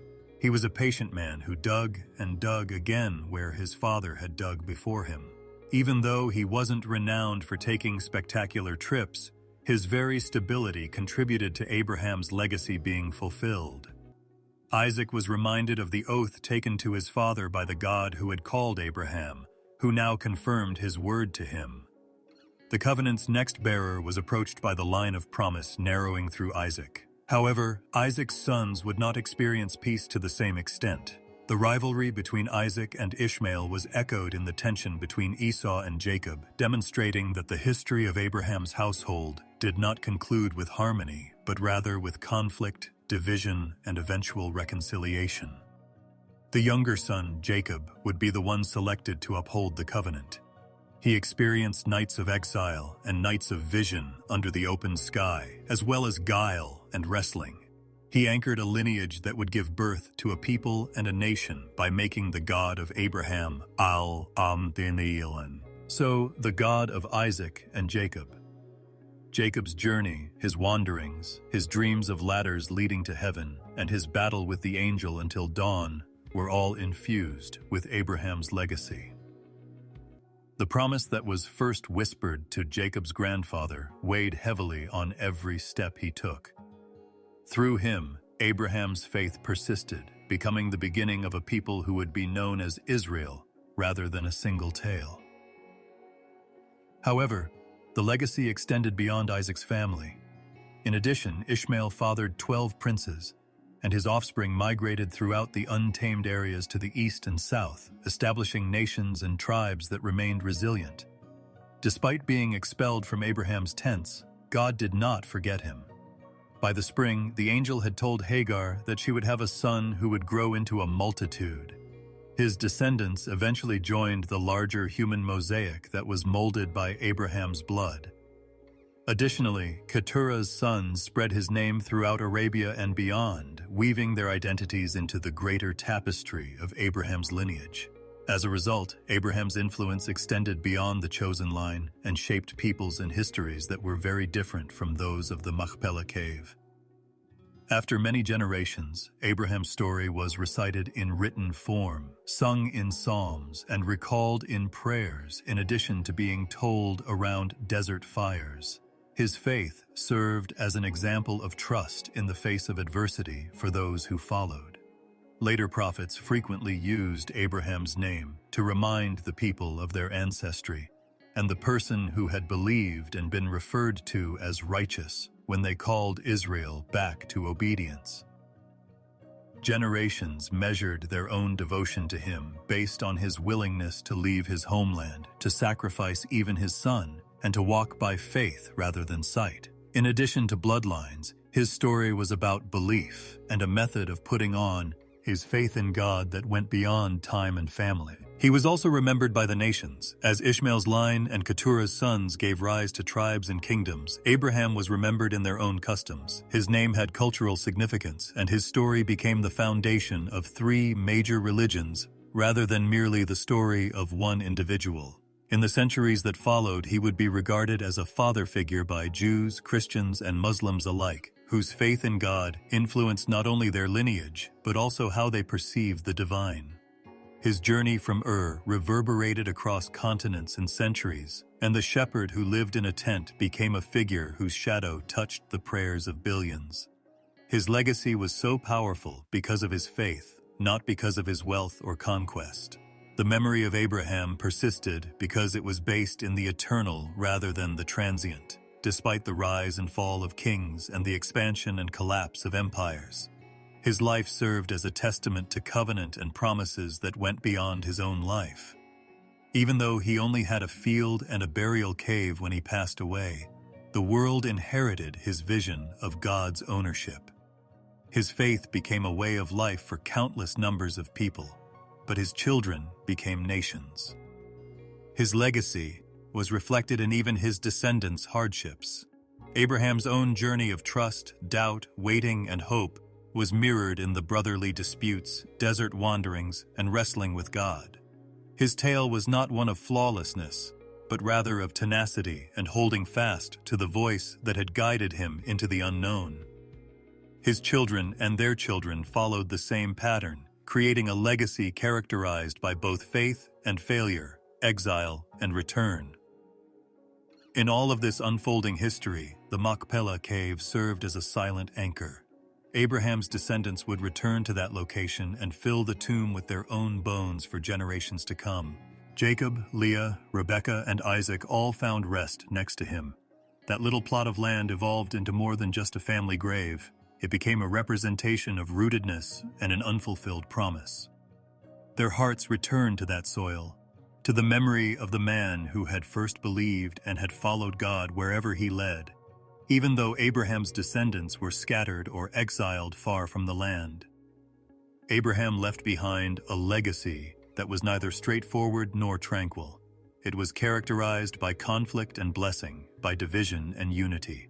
But through his line, the covenant that united heaven and earth, the thread of promise, ran through it all. Beneath it all was the steady pulse of faith, the echo of a man who once looked at the stars and dared to think they spoke of his future. Nations grew from his sons, and peoples dispersed across deserts and seas. The tale went on, spanning far beyond his lifetime, passing through the lives of Jacob and Isaac, the resilience of Ishmael's offspring, and the innumerable nations that would eventually claim him as their father. His life had sown seeds that would never wither, but his death had sealed his body in the cave. His imprint was left on the world, with each generation revealing a bit more of the promise, and each country being molded by his legacy of obedience and faith.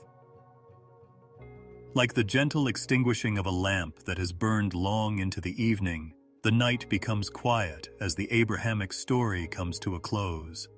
Although his life was not easy or without hardship, it had significance that went well beyond its years. With the help of a voice that spoke promises bigger than what his eyes could see, he adventured from one horizon to another, leaving behind familiar territory for the unknown. The thread of trust which bound his days together and gave them a sort of eternal light was present in every step, no matter how far or shaky. Knowing that the stories of faith are not just about faraway characters, but also about the silent hope that settles in our own hearts, we now allow ourselves to rest as we let his journey come to an end. Seeing a story come to a close has a soothing effect. Like the sun's gradual descent, there is a gradual dimming as light gives way to dusk, rather than a sudden halt or abrupt silence. Abraham's story invites us to let go of our need for certainty by leaving us with a sense of mystery rather than definitive answers. He believed enough to continue walking, even though he was never able to see the fullness of what was promised. Perhaps the most profound lesson his life has taught us is that peace comes from trusting that the path, no matter how convoluted, is in the hands of greater beings than ourselves, rather than from having everything explained. When we close our eyes, we might consider the innumerable evenings Abraham must have spent looking up at the stars, attempting to tally the innumerable, knowing that every glimmer of light represented a promise too great for him to comprehend. Even though we may not fully comprehend everything they hold, the patient and steady stars that now hang over us serve as a reminder that some truths are meant to be rested in rather than unraveled. Living by faith entails walking blindly but still finding solace in the silent knowledge that we are not alone. His journey was filled with intense emotional moments, such as the pain of leaving his native country, the happiness of having a son, and the burden of tests that tested his very core. He stumbled, he cried, he laughed, and he got back up. He is a reflection of our own lives, complete with beginnings and stops, victories and setbacks. Nevertheless, the narrative teaches us that even small steps can lead to bigger things. The mercy of faith is that it only requires trust, not perfection. We can also let go of our burdens as we lay down tonight and allow them to rest in the mystery that surrounded Abraham's time. In the silence of the night, his life seems less like history and more like a song, a melody that has been whispered on the wind for centuries. The notes reverberate in gentle echoes of promise, bravery, and rest rather than in loud triumph. We are serenaded into peace by this song. Abraham's journey serves as a reminder that following the one who calls us, even when the path seems bleak, is what truly embodies faith, not arriving at the destination. Now we can picture him with his eyes closed, his body resting in the Machpelah cave, and the lengthy journey behind him. His legacy endures like ripples in water, affecting the lives of innumerable generations, even though the stones of that cave are silent. His tale teaches us that even after we pass away, the faith, love, and trust we have shown endure in ways we might never be able to observe. Knowing that our lives are a part of something much bigger than ourselves and that nothing given in trust is ever really lost, is the solace of mystery. Letting go and giving our problems and questions to the silence of the night can bring us peace. Abraham continued to walk despite having many unanswered questions throughout his life. His story demonstrates that we do not need to have every detail worked out in order to rest, which is why it still soothes us today. All we have to do is have enough faith to close our eyes and take a deep breath, letting tomorrow handle itself. Therefore, dear listener, allow your own spirit to calm down as this story does. The silence envelops you like a gentle shroud. Let Abraham's journey serve as a reminder that having faith is about resting in the one who leads, not hurrying. May you rest tonight, putting your worries aside, knowing that you are held, just as Abraham did after his arduous journey. Take a final look at the stars in your mind, the same stars Abraham once gazed upon, many, calm and steady. They shine to remind you that promises hold true even in the darkest times, not to attract your attention. Just as they were silent companions of hope when Abraham walked the earth, they will be there when you awaken. Let go of the burden of the day now. Breathe more slowly and let your mind relax. Holding tight is no longer necessary. The mystery of life is sufficient and the story has been told, so you can rest. Good night, and may Abraham's story bring you solace.